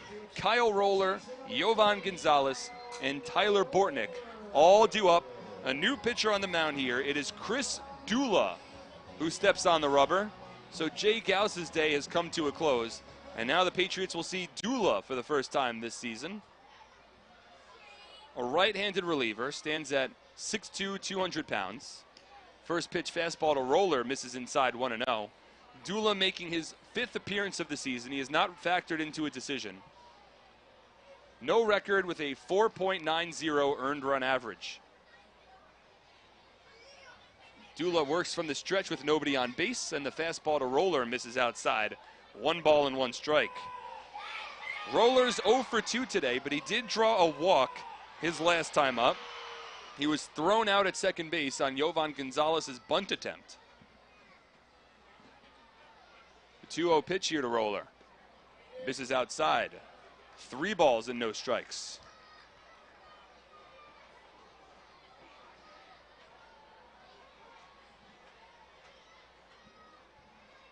So Dula struggling here. The relievers for the Revolution, that's normally been one of their strengths, but they have struggled tonight. The 3-0 to Roller misses outside, ball 4. Second consecutive walk for Kyle Roller. And similar to when Jay Gauss came on for the Revolution, Gauss walked the first batter that he faced before he got Minikazi to fly out with the bases loaded to retire the side. But here Dula comes in, and he walks the first batter.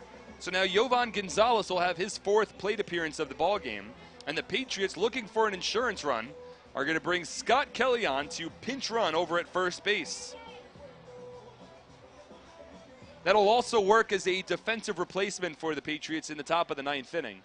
With Guzman playing third base, Kelly has now taken Kyle Roller's spot over at first. I imagine that in the 9th inning, Guzman will move over to first and Kelly will man third base as the first pitch to Yovan Gonzalez misses low and inside, 1-0. So Scott Kelly gets a nice round of applause after he is announced as a pinch runner.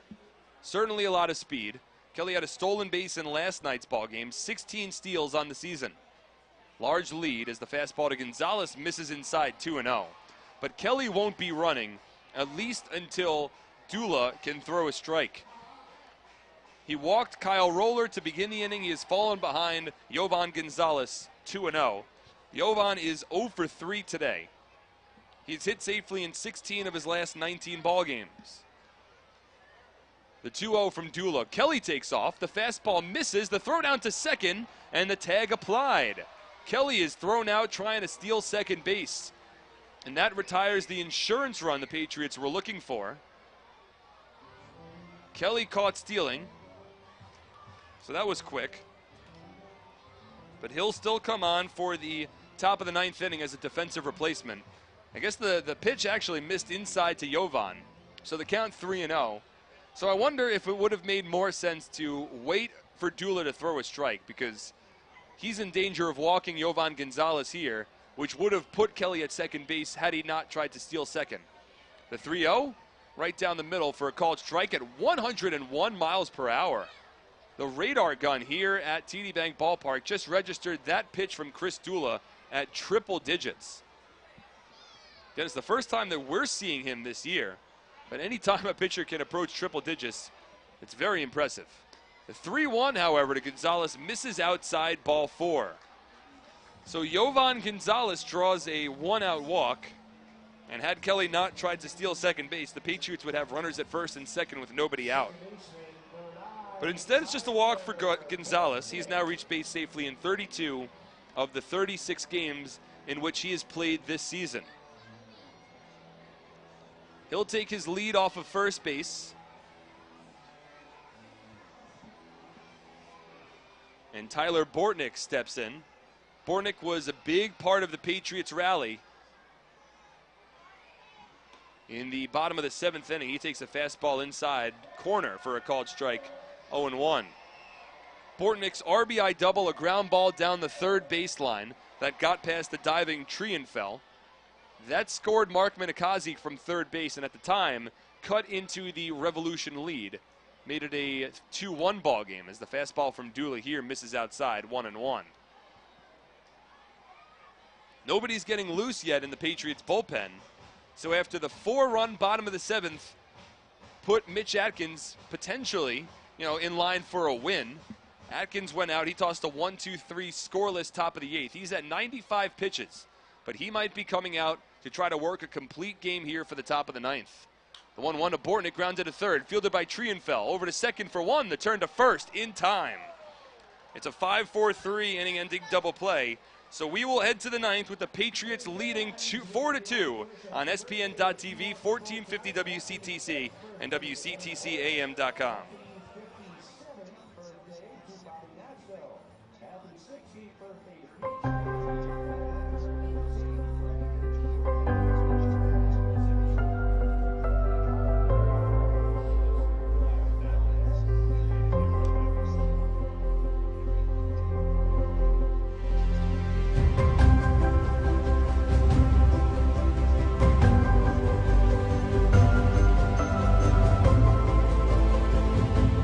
Visit BellariDesign.com to learn more today. We, the TV-loving people, want our whole house to be filled with entertainment. Easy, boy. But we don't want annual contracts and hardware. You scoundrel! We just want to stream live TV! And we want it for $10 a month. Wow, I'd like to have that in my house. It's a very big house. Yeah, mine too. Look at us, just two bros with sick houses. High five. DirecTV Now, a big streaming deal for $10 a month. It's entertainment your way.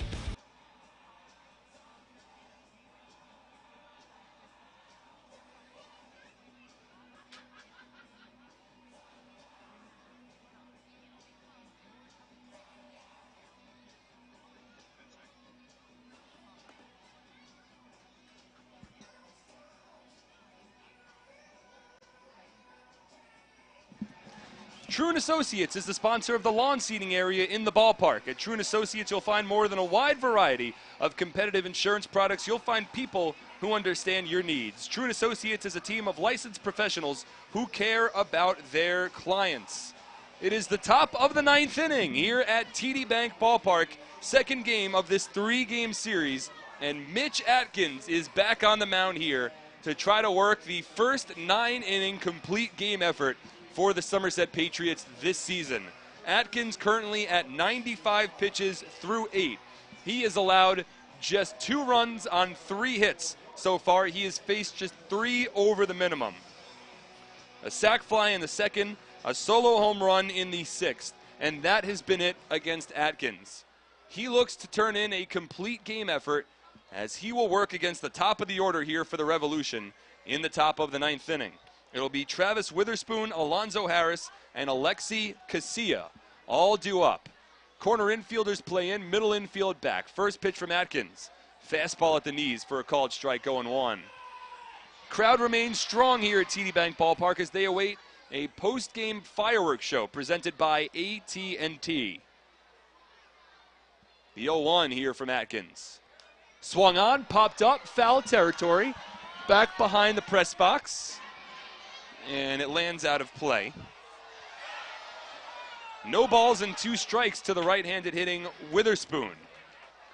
There's been 1 complete game tossed by the Somerset Patriots so far this year. It was Jerome Williams, but it was a 7-inning complete game.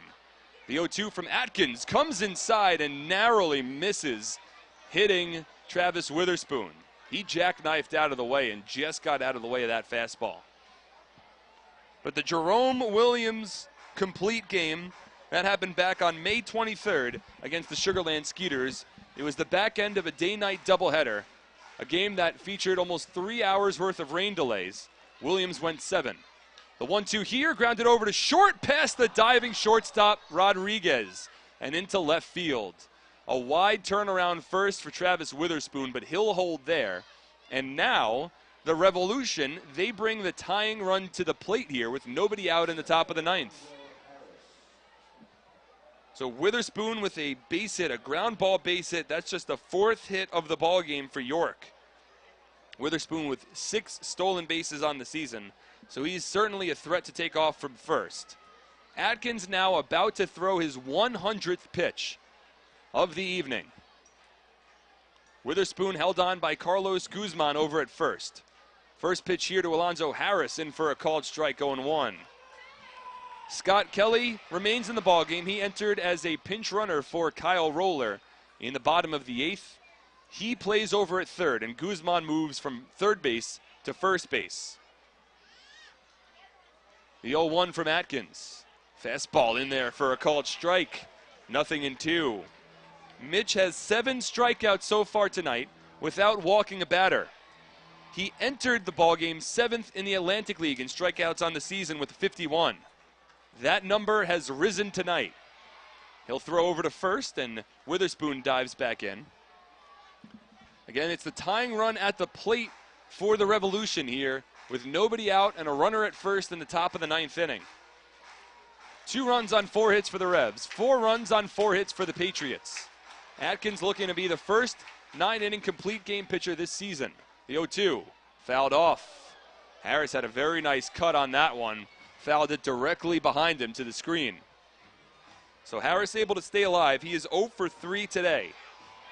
Couple of ground outs and a pop out to the second baseman Bortnick.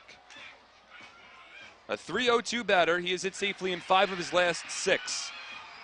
But is 0 for 3 tonight. The 0-2. Grounded softly over to third. Kelly charges in. He's only played as the first. The throw's up line, and Guzman couldn't apply the tag. Harris got underneath it. That'll likely go down as a throwing error from Scott Kelly, who entered as a defensive replacement. It looked like Guzman might have gotten Harris on the tag. But first base umpire there, Dave Speranza, said that Harris got underneath it. So now Corey Dommel is going to come out to the mound. And it looks like Ronnie Shaban is going to start getting loose again for the Patriots. Interesting to note, Big John Hunton, who's the closer for this team, he blew a save last night. So it looks like Ronnie Shaban is the first pitcher to get loose for the Patriots here. Runners at first and second with nobody out. The Revolution now with the tying run aboard and the heart of their order coming up. It's been ruled an E5. It was a tough decision for Kelly to make.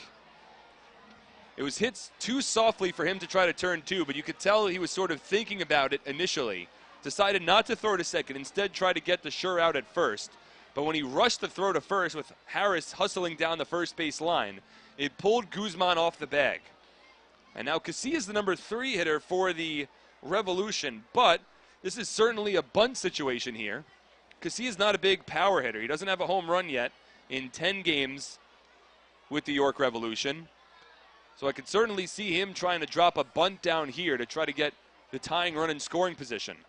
First pitch here from Atkins. He offered on a bunt attempt, says home plate umpire Brian Miller. Casilla shaking his head saying, no, I pulled the bat back. But Miller said that he went around, so it's an 0-1 count. Shaban continues to get loose in the Patriots bullpen. Isaiah Tejeda awaits on deck. Mitch Atkins is north of 100 pitches. And he steps off the mound and asks for a reset from the catcher, Jovan Gonzalez. Carlos Guzman playing very in at first base. And Scott Kelly not playing that in at third. The hope being that if the ball was bunted, that there would be a potential play at third base. But there's excellent speed for the Revs.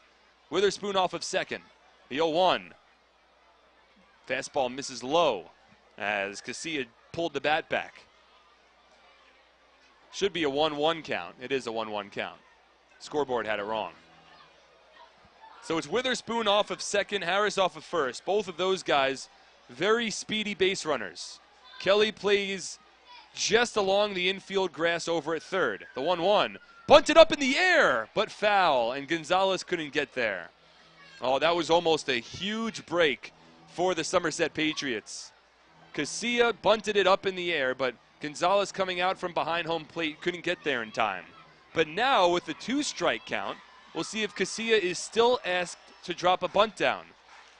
The Patriots aren't fully convinced that he won't. Corner infielders still play along the grass. Middle infield plays halfway. The 1-2 pitch from Atkins. He squares, and he bunts it down the third base line, and it will roll foul. And that is a strikeout. It was rolling down the third base line. It was fair, and then it just rolled foul. A very heads-up play by Jovan Gonzalez, waiting that ball out. It was dangerous because if it stayed fair, the Revs would have had the bases loaded with nobody out. But instead, they tried to drop a bunt down on a 2-strike count. The former Major Leaguer Casilla bunts it foul. That holds the runners at first and second. A big strikeout there for Mitch Atkins. That'll go down as his 8th strikeout of the game. Shaban continues to get loose, but now it's Isaiah Tejeda at the plate. Double play in order. Tejeda's not going to be up there to bunt as the infield plays back. Goes down as a swinging bunt. First pitch here from Atkins. Witherspoon takes off. Throw down to third, the tag, and Kelly dropped the pick. It was a low throw from Gonzalez, and Kelly couldn't hold on. Witherspoon would have been safe regardless. The double play still in order, however, because Alonzo Harris didn't take off from first. So at first glance, it looked like it might have been a double steal attempt, but instead, it's just a stolen base for Witherspoon. So he's at third, but the tying run for the Revolution is still over at first base, and Alonzo Harris. The double play against the slow-running Isaiah Tejeda still in order. Luis Cruz awaits on deck, but this might be Atkins' final batter. We'll see. Atkins staring in. He is at 108 pitches. The 0-1. Swing and a miss. Tejeda late on the fastball, and he falls behind 0-2. Tejeda is 1 for 3 today. He had a triple back in the second inning, scored on a sacrifice fly to give the Revs an early lead. Has 25 RBI on the season. He works against Mitch Atkins here, 2 outs away from a complete game. As Mitch steps off momentarily to look Harris back towards first. Runners on the corners with 1 away. The Patriots are leading 4-2 in the top of the 9th inning. Tejeda is the cleanup batter for the Revolution. He's at the plate.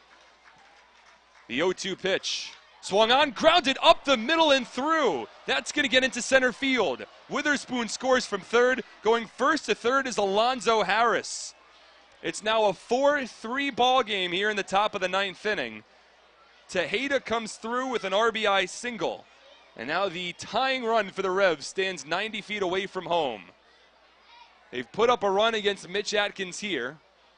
Luis Cruz is called back to the dugout, and there will be a pinch hitter for the Revolution. Left-handed slugger Michael Burgess is going to step to the batter's box, and we'll see if Brett decides to keep Mitch Atkins in or turn to his bullpen. It's been Ronnie Shaban who's been getting loose.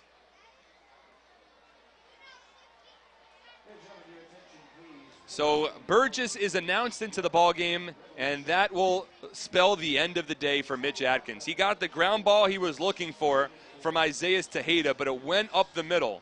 An RBI single. It's now a one-run ball game with runners on the corners and one out. Atkins will step off, but he'll get a nice round of applause from the Patriots fans. He goes 8 1/3. It'll be Shaban to enter when we return with one out in the top of the 9th on 1450 WCTC and WCTCAM.com.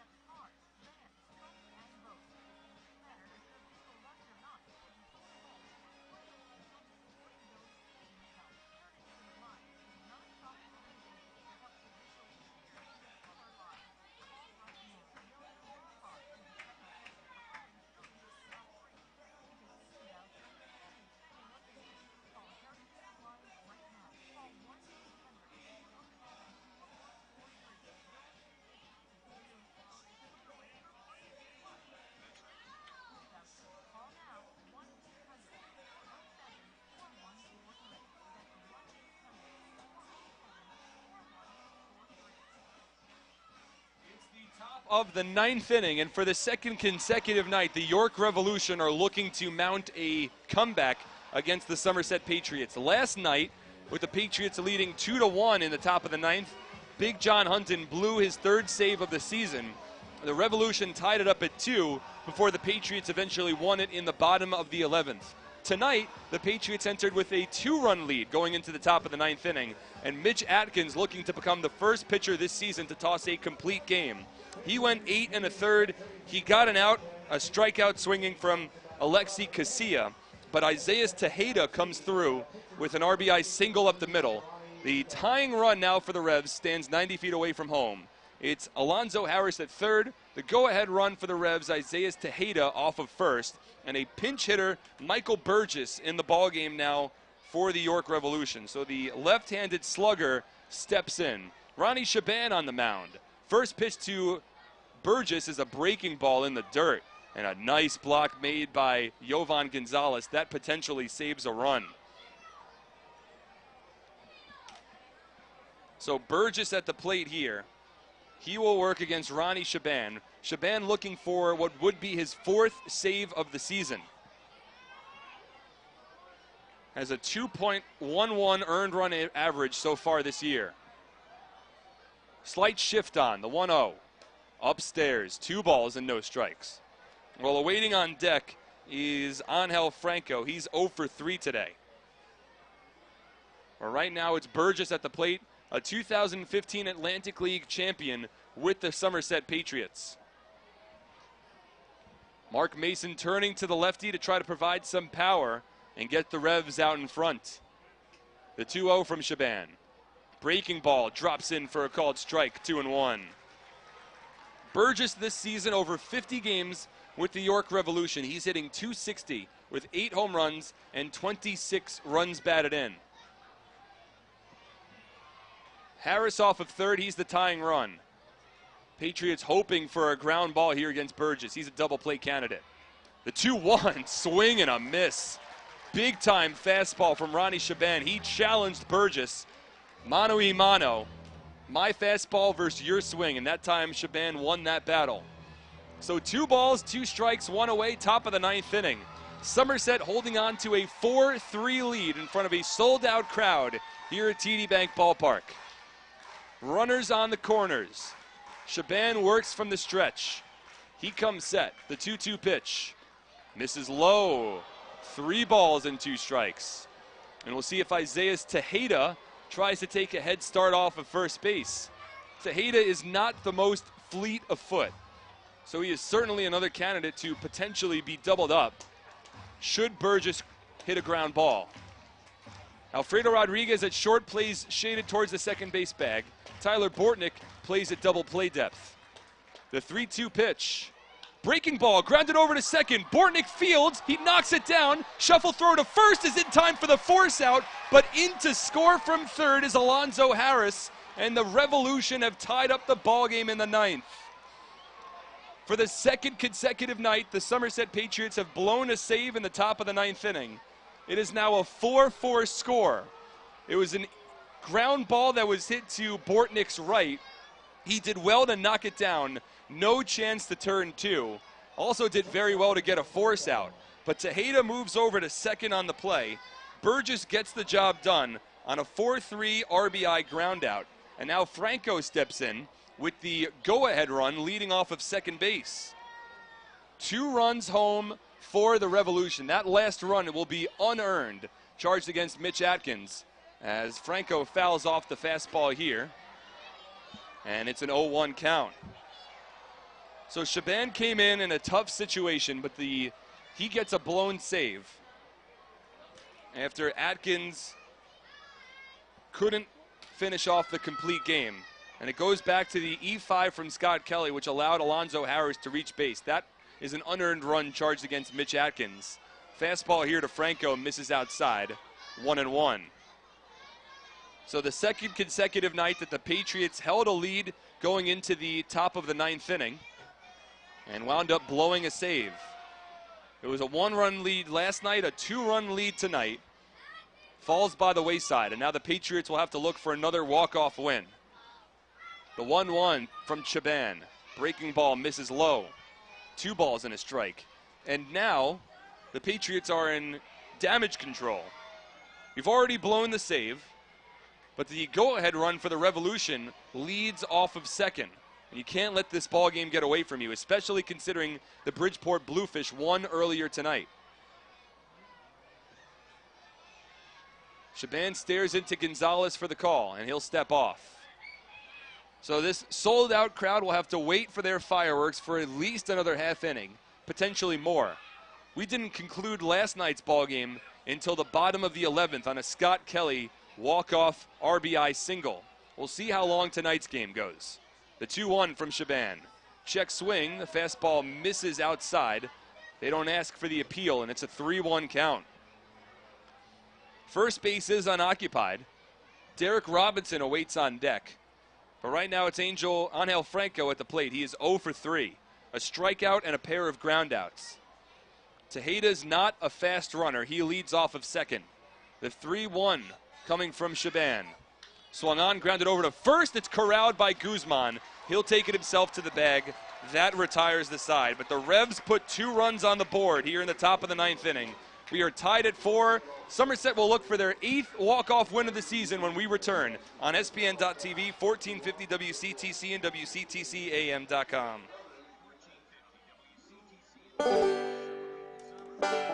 Attention troops, Scout Nights with the Somerset Patriots will be returning to TD Bank Ballpark for the upcoming season on Friday, June 2nd, Sunday, July 23rd, and Thursday, August 31st. Additionally, our Girl Scout days are set for Sunday, June 4th, and Thursday, July 27th.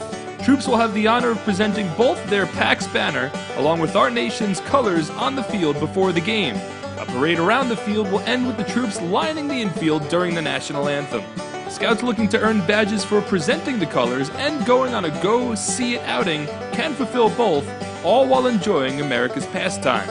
Tickets begin at just $8.50 for everyone in the group, with commemorative 2017 Scout patches available for just $150. Visit SomersetPatriots.com or call 908-252-0700 so you can get involved and have your troop honored at a professional baseball game.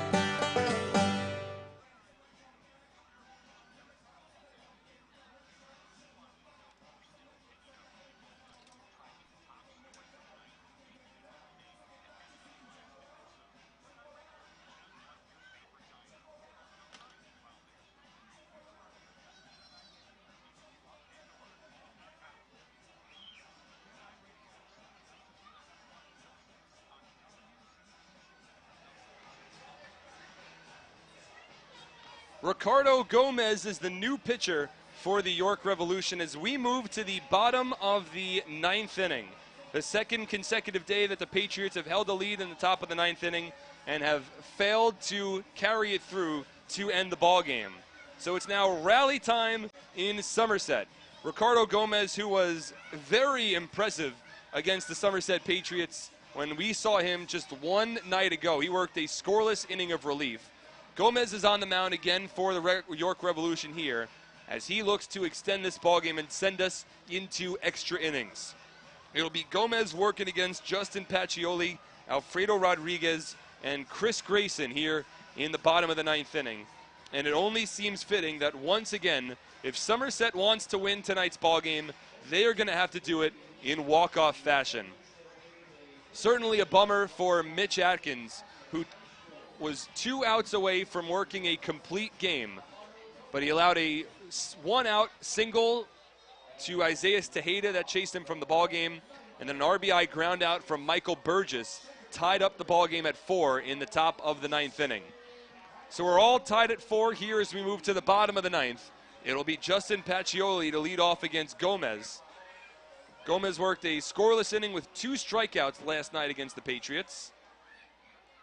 This is his 4th stint with the York Revolution, and he enters the season as the Revs' all-time earned run average leader with a 2.34 career ERA with enough innings to qualify him. First pitch fastball to Pacioli. So Gomez missed inside. The 1-0 here to Pacioli. Misses inside, 2 balls and no strikes. Well, Justin would be a great start for the Patriots to try to get on base. He is 1 for 3 today, had an RBI double back in the 7th inning.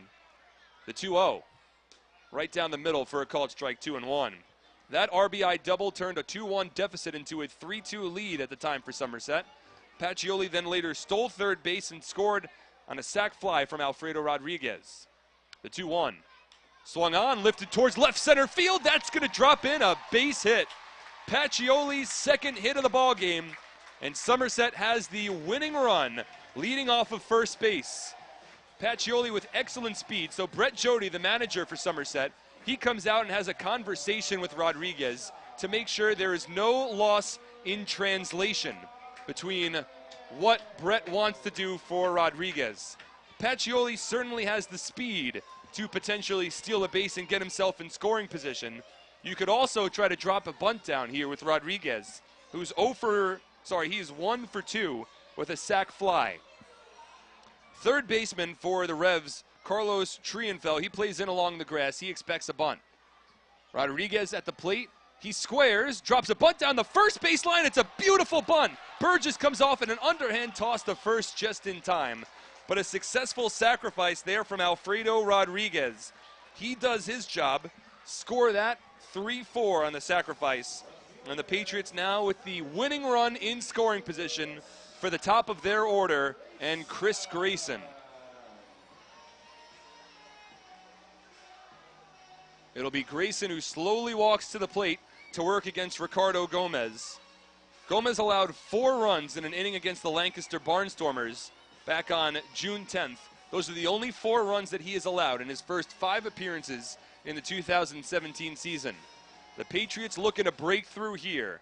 Grayson at the plate. Pacioli's the go-ahead and winning run off of second. First pitch from Gomez. In there for a called strike, 0-1. Somerset won it 3-2 on a walk-off Scott Kelly single in the bottom of the 11th last night. Who will be the hero tonight? The 0-1 to Grayson. Fastball in there for a called strike. Grayson takes 2 consecutive fastballs, and he has fallen behind in the count 0-2. Greg Golson awaits on deck, first base unoccupied. Pacioli off of second, he's being held on by Angel Franco. The 0-2 pitch coming from Gomez. Fastball just misses high and outside. 1 ball and 2 strikes. Grayson's 0 for 3. He drew a walk his last time up. Hit a solo home run in the bottom of the 9th inning to break up Matt Larkin's no-hitter in his last start on Thursday. The 1-2 pitch from Gomez. Fastball just misses again. My goodness, Gomez, all he can do is smile off the pitcher's mound.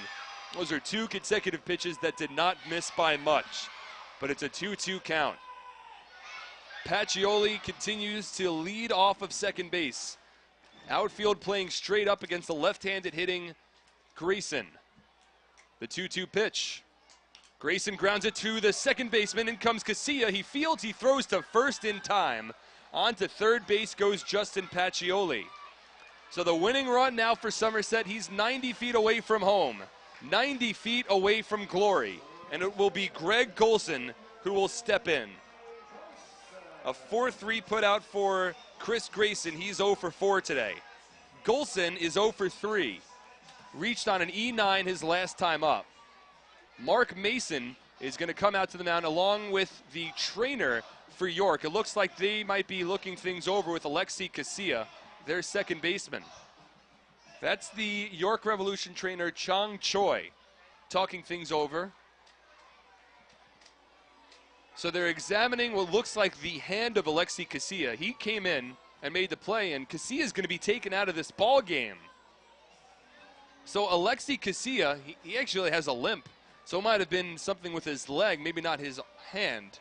But there will be a defensive replacement here for the York Revolution. I believe it should be Ryan Dent that would likely come out. And it is. So Ryan Dent's going to come out. And looks like Dent's going to play over at shortstop. And Angel Franco is going to move from short to second. So Dent, who is a very strong fielder, he enters the ball game. And if this game goes into extra innings, Dent will be batting in Casilla's spot, which is third in the lineup. Ryan Dent was the 2009 Boston Red Sox Defensive Player of the Year in their minor league system. So this guy can field, a former first-round draft pick. He'll man shortstop, but the Patriots still have the winning run off of third. Justin Pacioli led off the inning with a base hit to left center field. Advanced to second on a sacrifice bunt. Advanced to third on a ground out from Chris Grayson. And now it's Greg Golson at the plate working against Ricardo Gomez. First pitch to Golson. Swung on, grounded fair down the third baseline. Pacioli scores! Another walk-off win for the Patriots. Their 8th of the season. Golson's the hero, and Somerset wins it 5-4 in the 9th. They mob Golson near second base. He gets the Gatorade shower. The celebration is on here at TD Bank Ballpark. For the second consecutive night, the Patriots have walked off winners. Greg Golson is the hero. Your final score from TD Bank Ballpark. The Somerset Patriots 5 and the York Revolution 4. We'll take a break, come back for the Flemington Department Store postgame show on spn.tv, 1450 WCTC and WCTCAM.com.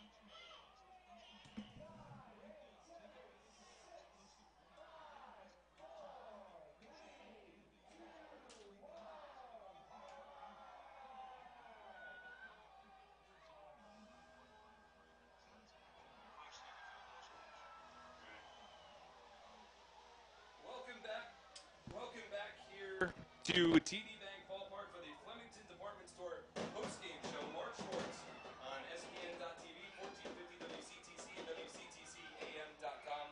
Flemington Department Store, the area's best selection of quality clothing, flooring, furniture, and footwear, found in our 2-acre showroom located on Route 31, north of the Flemington Circle. Flemington Department Store, it is worth the trip. And the price of admission for tonight's ball game was certainly worth it as well here at TD Bank Ballpark. For the second consecutive night, the Somerset Patriots have walked off winners over the York Revolution. The Patriots held a 4-2 lead going into the ninth, but it's Greg Golson in the bottom of the ninth inning. He plays hero for Somerset. We will be joined by him on the Flemington Department Store postgame show once he's able to get up here after he was mobbed by his teammates. There's a fireworks show presented by AT&T going on in the background. But we're going to jump into the highlights quickly here for this ball game. It was Steve Janis on the mound for the York Revolution, working against Mitch Atkins on the mound for the Somerset Patriots. And Mitch Atkins was very strong, but the Revolution got out to an early 2-0 lead. A sacrifice fly from Luis Cruz in the top of the second inning and a solo home run from Travis Witherspoon in the top of the sixth gave the Revs a 2-0 lead. But the Patriots would respond in the bottom of the seventh inning. Mark Minikazi and Kyle Roller both drew walks to chase Steve Janis from the ballgame. Jovan Gonzalez came in, grounded into a fielder's choice. So runners at first and third with one out. Tyler Bortnick at the plate, and at long last he would break through for the Patriots. What's that?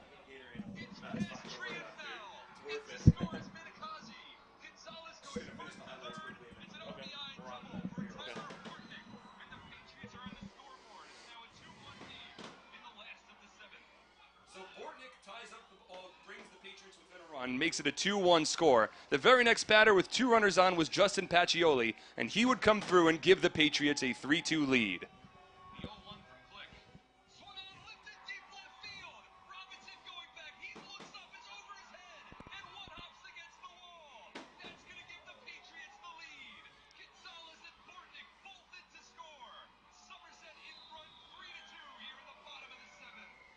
Somerset was on top 3-2. They weren't done in the bottom of the seventh inning. Alfredo Rodriguez, the very next batter, after Justin Pacioli stole third, he was 90 feet away from home, and Rodriguez would come through to increase the Patriots' lead to 4-2.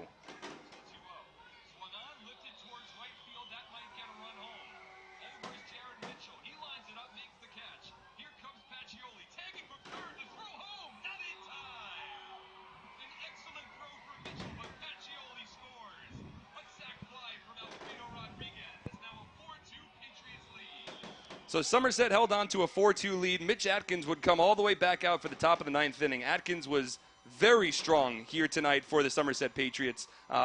2 runs would come home for the Revs in the top of the ninth.